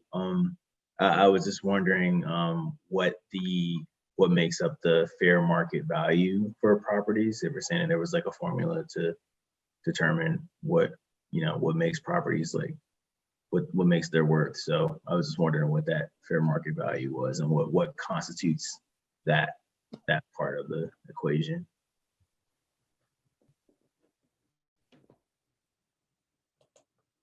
Typically, the fair market value is when in terms of assessment is what the value of your property is. So as an example, if your property, if your neighboring property, it goes off the comparables of your neighborhood. So if your neighboring property is 50,000, somebody else is 60,000, and then you're, let's say, 70,000, they're going to take a fair market value of those three properties, and that's how they will arrive at what the fair market value in terms of your property is. The assessed value also is generated from, and people can, I encourage people, you can also get your own fair market value in your property. You have an appraisal done on your property, so you can always contest what the county has deemed as fair market in terms of value of your property.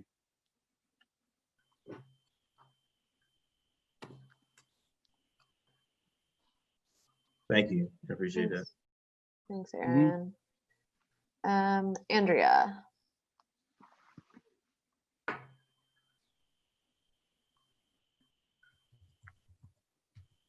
I have a question that pertains to myself, and I had a sidewalk repair done by me and reimbursed by the city of Pittsburgh. Can you tell me what part of the budget that comes from? That was probably done through the Urban Redevelopment Authority's program, right, Brendon? No, I think Sorry, I that missed straight from the city of Pittsburgh. part of the question. I agree. I believe that is a URA program. So the Urban Redevelopment Authority of Pittsburgh, it's one of our, you know, related yet independent groups. And they typically do a lot of programming that works to make improvements. It could also have been a housing authority program. I can look into that while we're talking. And my second question is, I had a person who came to my door, knocked on my door, and said she was an inspector, and she asked me, was I a business instead of a residential unit? Can you tell me or relate to that as in one of the city of Pittsburgh's ways of doing assessments? So I don't think that would be for an assessment. It may have been an inspector from permits, license, and inspections, which is a separate department regarding occupancy permits for businesses running within properties. But I don't think that they generally go up and knock on doors. And that's why I was kind of concerned, because I was wondering what made her or who told her I was a business. I know that they do send inspectors for that. Aaron, do you have?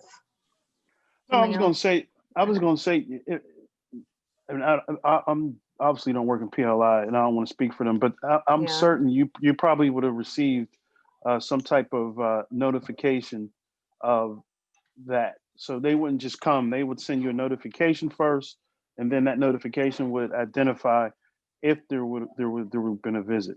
I can't see them just coming out and knocking on your door without notification. Yeah. All right, thank you. Thanks, And I did just check real fast. Sorry, Leah. That okay. was a URA program. It's the Pittsburgh Home Rehabilitation Program from the URA. So not in our direct budget, but still related to city government. Okay. Yeah, for the sidewalk. I don't know the answer to that. That you would need to reach out to the URA for that. Thank you. Mm-hmm. All right. Edward? Yeah.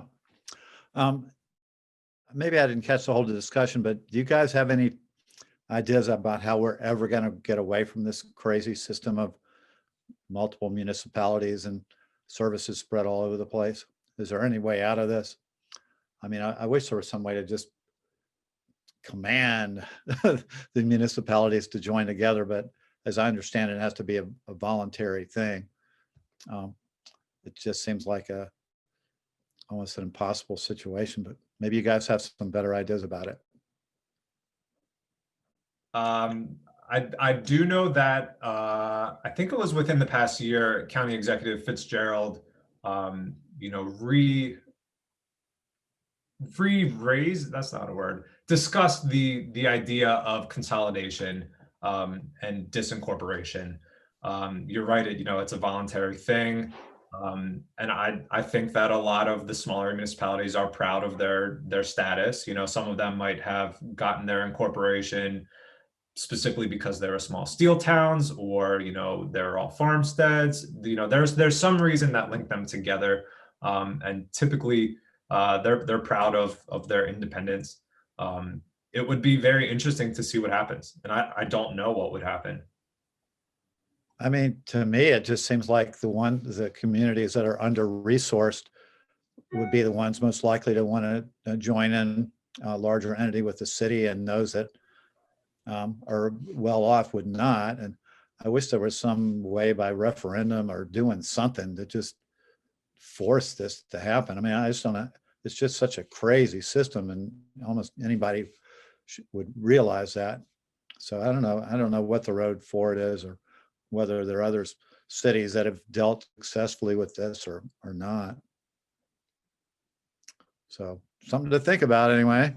Sure. And it's out of our purview, but we are seeing more instances of, inner and outer ring municipalities grouping together for consolidated policing services, for consolidated fire services, VFDs, third-party EMS providers.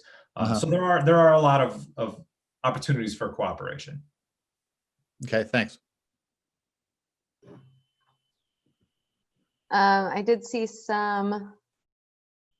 Whitney, did you have a question? Sorry, I kept passing over you. Yes. Is the amusement tax going to go up next year? In the mayor's proposed budget, there are no tax increases. Okay. All right. Okay. That was easy. I liked it. Yeah, that was an easy one. We have another in the chat. How is the purchase price determined for city-owned vacant property?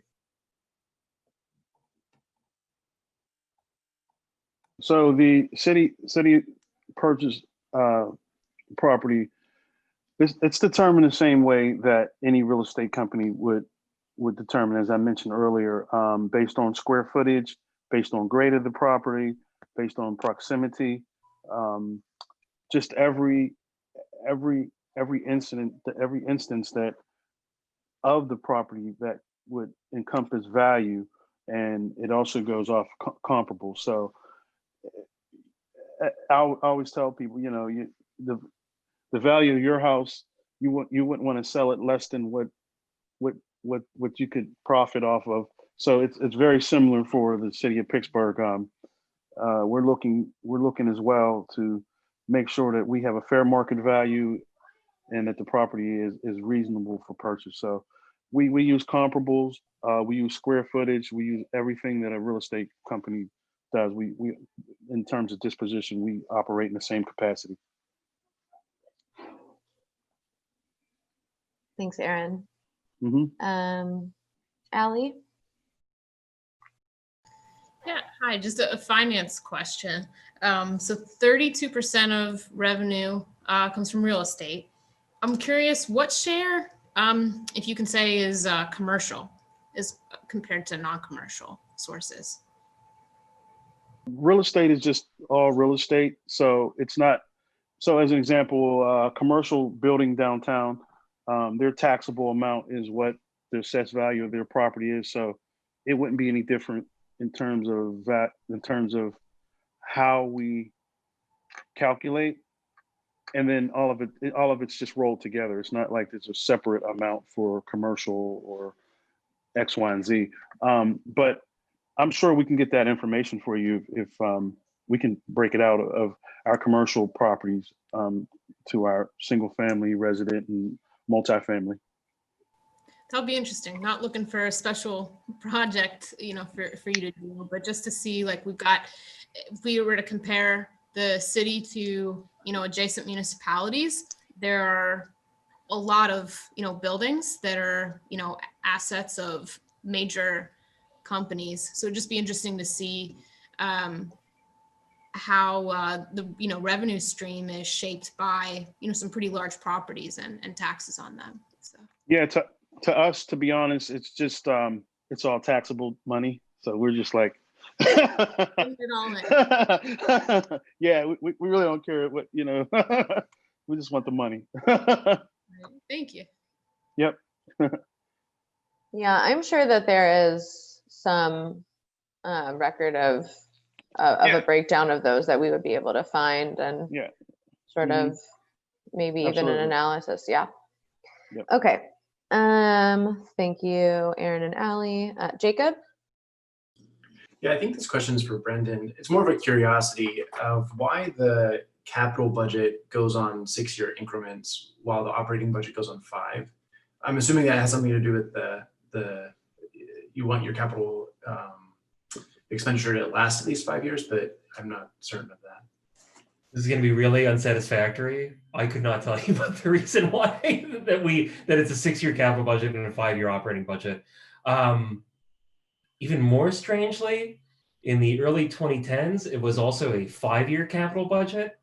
The change to 6 years was made before my time, and none of the people who were here at that point in time are still here. So it's sort of, frankly, a mystery right now for why that's not in complete alignment. Patrick, I don't know if you happen to know. I don't know, but I was gonna say that's a cop out of an answer, Brendon. I legitimately don't know. Or structurally, like why, you know, I mean, obviously you're right. I mean, it's a 6-year capital plan because these are multi-year projects. Like we need to have that in order to do that kind of planning. And, you know, in years past, when we were under state oversight and capital resources were more limited, we would have these kind of what I would call like piggy bank capital budgets where money was scarce, you know, okay, so, you know, we're able to get, you know, a couple $100,000 for this project that's going to cost $1 million this year and a couple $100,000 next year, you know, and we'll just cobble them together over a couple of years and then eventually we'll be able to deliver a whole project. We like have totally moved away from that now, you know, since we're out of state oversight. That's not a strategy we pursue anymore. When we're putting together the capital budget, if we commit to it, we commit to it. You know, if we commit to in 2021, we're going to design an improvement, then we're saying, all right, we are dedicated now to paying for the construction for that.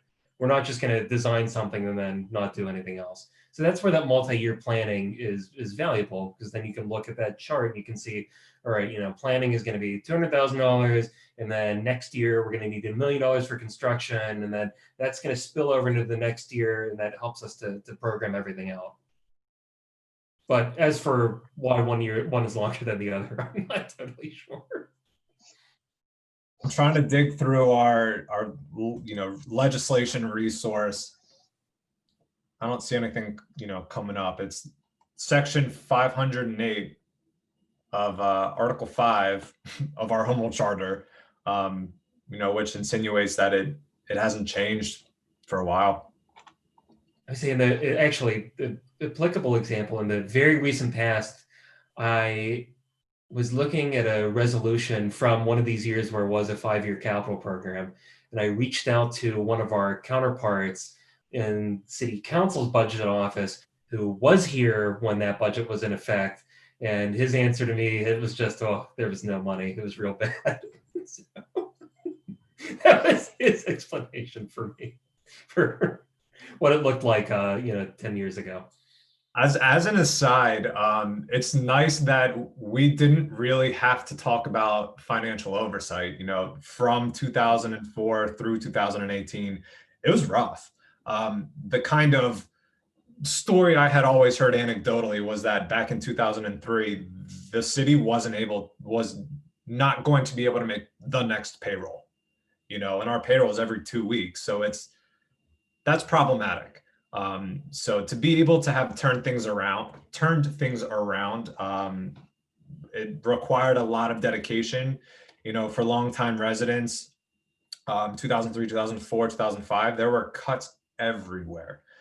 Pools closed, senior centers closed, workforce was laid off. Like it wasn't pretty, which now that I'm thinking about it is the exact words that I used at the beginning of this, just to underline how dire it is of a scenario. But usually we used to have to talk about Act 47 and we don't have to do that. It's nice to not have to do that. So Explain the nuances between Act 47 and Act 11. I don't know if I could do that, Brendon. I still could. It's like riding a bike. I could do it.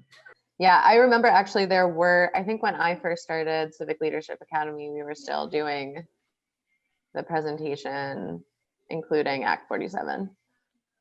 So it really wasn't that long ago. We got out of Act 7 in February 2018. Yeah. But there literally were private consultants paid by the state who would tear apart the budget line by line and say, why did you do this? Why did you do that? This shouldn't have increased that much. What is the purpose of this? It was a lot. Yeah. It was a lot to do. And that's why we had to have a budget ready for them in September so that we could make our own November deadline. Right. Kelsey. Hi, yeah. So I was wondering mainly about the capital budget and how much changes once it goes from the mayor to city council. So this like final phase.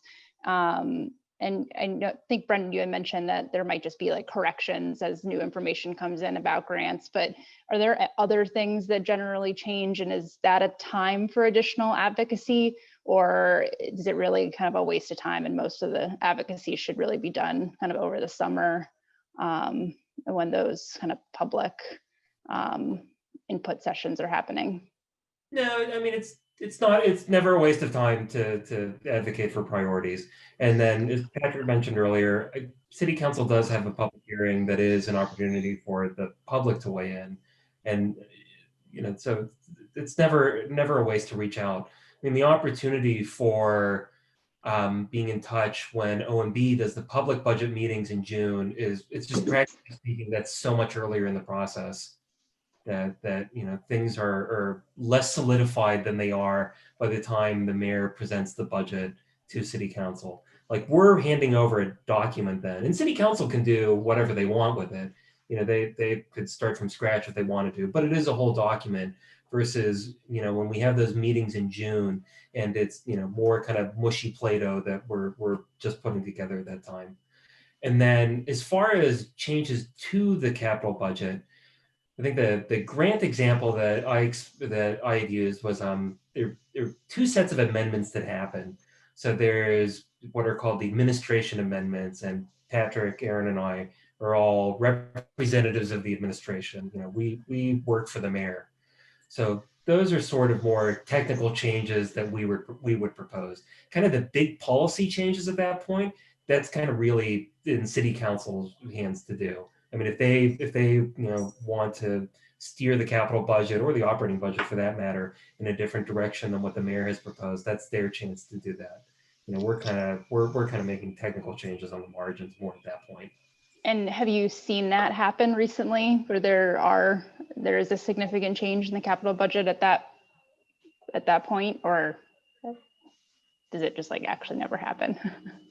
There are changes. I mean, for the example I said before, there's never been an instance that I'm familiar with where city council has completely thrown out the capital budget and started from scratch, but they will transfer money around. They may have different priorities than the mayor does, and they'll move things around to meet what their priorities are, where they feel, money should be spent.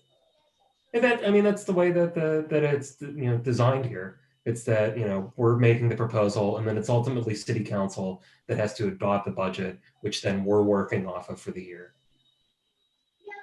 It's checks and balances. You know, it's the same structure as the federal government, with the president introducing something and then the House and Senate voting on it. You know, we have the administrative branches, the mayor's office and the departments. The legislative branch is council and the city clerk, and the controller's office is its own separate entity, as well as the financial checks and balances. Strange isn't the right word to say it, but it's an interesting dynamic where, you know, people who work for city council or the city controller, I mean, essentially, you know, almost work for different governments. You know, they report to different sets of elected officials.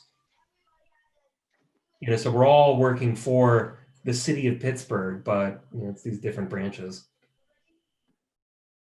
All right, thank you. Matt.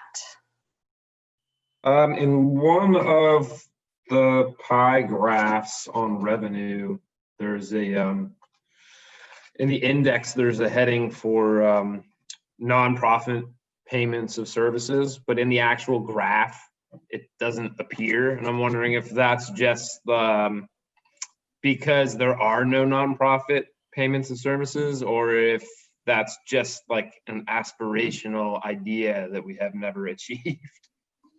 Good question. Important topic.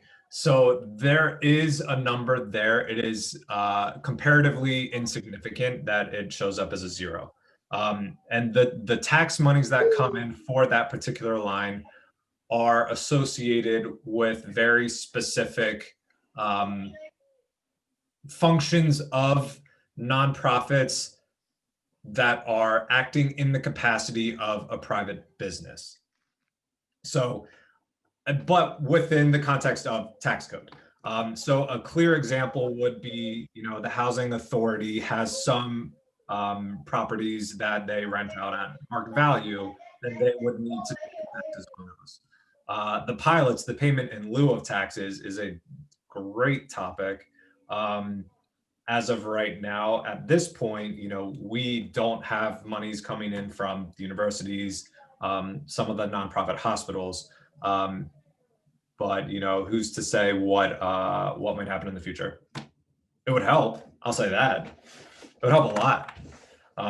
But you know, again, some of that nonprofit tax code is at the federal level. So if there were a way for the state to allow us to do something creative, then we could consider more options. Otherwise, it's negotiating lawyer to lawyer.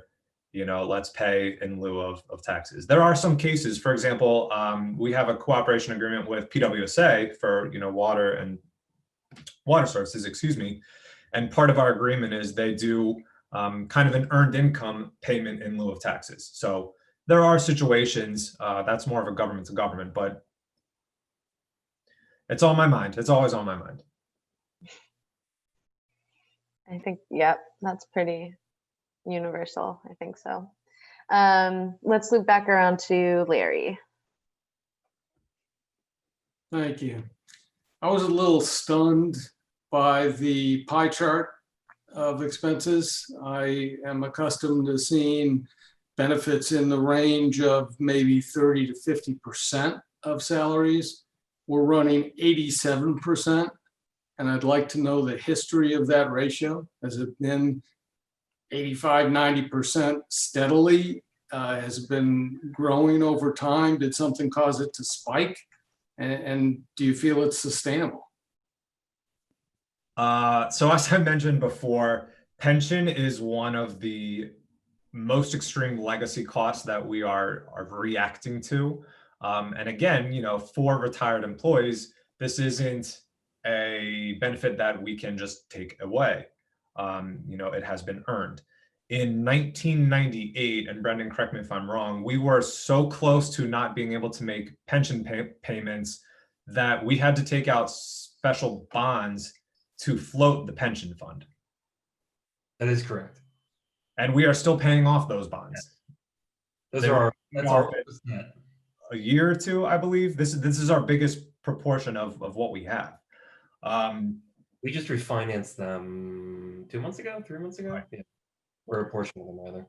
So we've teetered very dangerously close to being insolvent in our pension fund.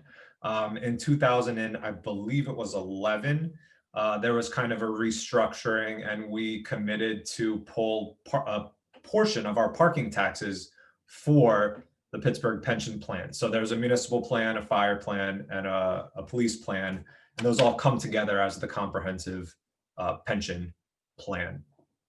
So we're pulling a portion of our parking revenues basically in perpetuity. It was set as a fixed length of time, and we've kind of rounded the corner in that we know we need to fund more than just what the state says we need to fund. If we were only funding the MMO, we wouldn't be able to make all the payments we need to. And I will say also that the state takes over your pension if you fall below 50% of your funding ratio. Right now we are at hovering over just over 60. And that's with, the market tanked and then the market rebounded, and we're still hovering at around 60, 61. So we're called a distress level 2. And like I said, the mayor's commitment to paying what our actuaries recommend we pay as opposed to what the state says we must pay is helping keep it sustainable. It's in a much better place than it was. And if the administration and council continue to move forward in that direction, I do think it will remain solvent. And how long will it be before it approaches something more normal, like 50%? It depends on market conditions. We're putting in about, let me pull that. I don't want to give you the wrong number, so I will just pull it up for you real fast. But if anyone else wants to make a comment while I look that up, please, by all means, go for it. Patrick, you said the MMO. What's that? Minimum municipal obligation. That's what the state says we have to pay. That would be like if you paid your monthly mortgage. You have to pay that every month. Credit card minimum. Yeah, that's maybe more like. Okay, Patrick, maybe just jump in when you grab that. So we have Andrea, Ali, and Edward. If you have a question, please raise your hand. Otherwise, we'll probably round it out with these three. So Andrea. I thank you for a third question. This is concerning the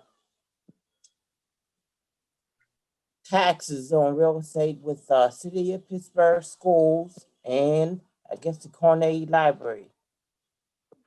And if you have a property and you're the owner and the property has been set to be demolished, how do you get the same or the same taxes after the property, the actual building is demolished? Is it on the building or on the land?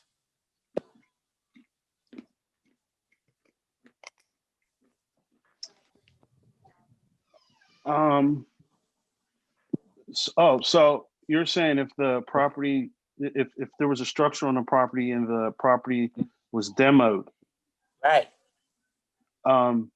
Yeah, if what you're referring to, we'll put a lien on the property for the demo amount. So if as an example, if the city of Pittsburgh has to come out and tear your property down, it obviously there's cost involved, and that cost is leaned towards the property. So it's really if that's kind of where you're referring to. I think the question was more like, will the property taxes be the same regardless of whether or not there's a structure on it? Right. Oh, okay. Hang on. Yeah. So no, if you had a structure on the property and that structure was raised, it's now vacant land. So the value will be reassessed. It should be reassessed, and your taxable amount should be on the vacant lot. So you have to contact the city of Pittsburgh. No, what will happen is that information is reported to the county, and when they do their assessments and their valuation of the properties, they will note that, and that that raising of the property and that new assessed value will come over to the city of Pittsburgh, and then we'll start making the billing on that taxable amount that was incurred after the structure was raised. Well, how do you know when that happens? And you're still paying taxes on a property or a building that's no longer there? Well, what happens is the city of Pittsburgh isn't responsible for that. The Allegheny County will be responsible for that. I can't speak for them on how they do it, but my assumption is that they do some type of value assessment, and that's reported. All properties that are raised are reported. So somehow that data is filtered to them, and then they make the adjustment. So as an example, once a property, let's hypothetically take a property in, let's say, the Garfield area. If that property is raised, if it's raised by the city of Pittsburgh, it's going to definitely be reported as a property that was torn down, and that data is filtered to the external institutions. All right, thank you again. Yes, ma'am. Andrea, I can also, if you do need help getting in touch with the county, I can help you with that. Thank you. Allie. Yeah, can I jump back in? Oh yeah, sure. Sorry. Sure. So our MMO, the minimum municipal obligation, it's so hard to say, is going to be 52 million next year in 2021. And so the actuarial recommended contribution was closer to 72, 73 million. So we are putting that money in, plus the parking tax that the monies that were contributed earlier. And the reason that we still are putting the parking tax money in is because it, the way that the actuaries measure pension funds is based on your liability, how much you have to owe, and what your money is over time. So they're kind of counting the money that we committed for past increases in liabilities. But we are planning on still depositing almost $100 million into the pension fund next year. Thanks, Patrick. Allie. I read yesterday about some federal CARES Act money, $1.3 billion that the state legislature is to determine how it's distributed. And, with a note that it can't be used to offset city revenues. So I'm just curious, if not through the CARES Act, what sort of federal support does the administration think would actually help the city and its people right now? Like, what should, the city and Pittsburghers be, trying to push our federal government for that would actually be supportive?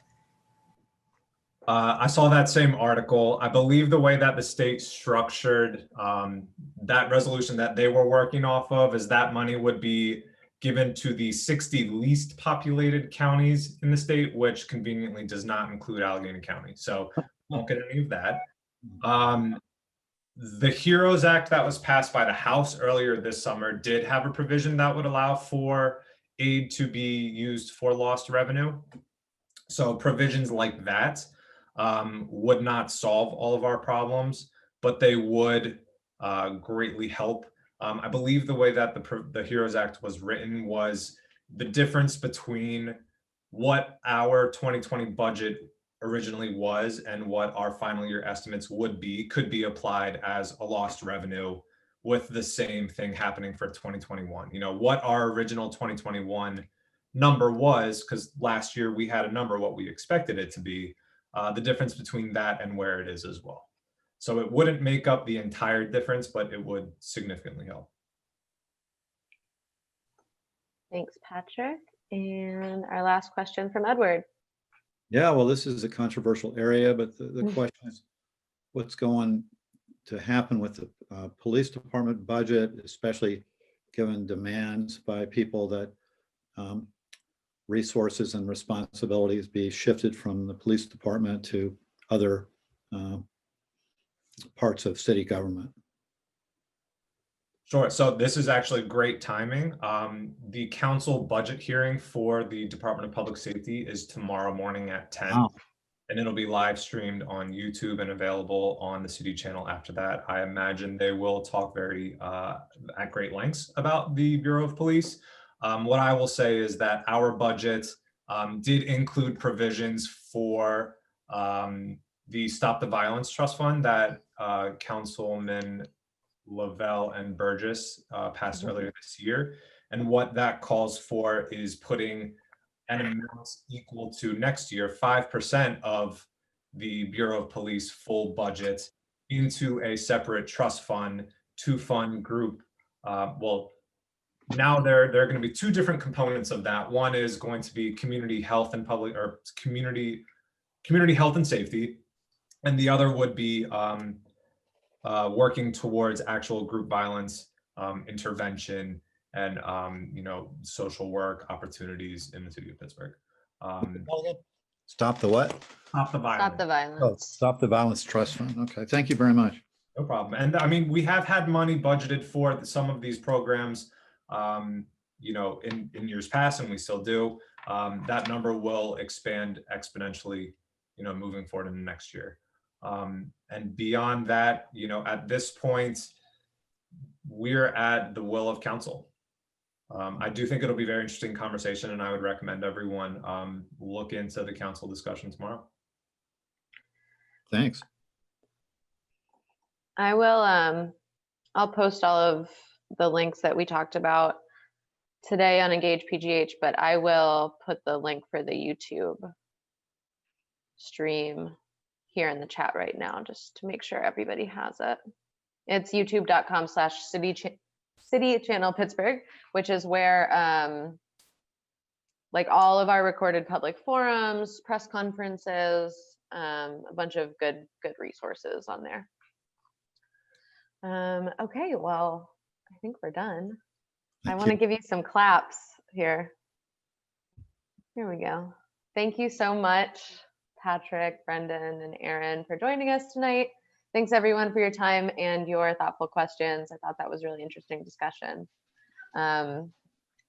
We are taking another week off for Thanksgiving, so that I do hope that everybody has a fun and safe Thanksgiving holiday, however everyone is planning on celebrating. I know it's a little bit different this year, but I wish the best to you and your families, and I will see you in 2 weeks.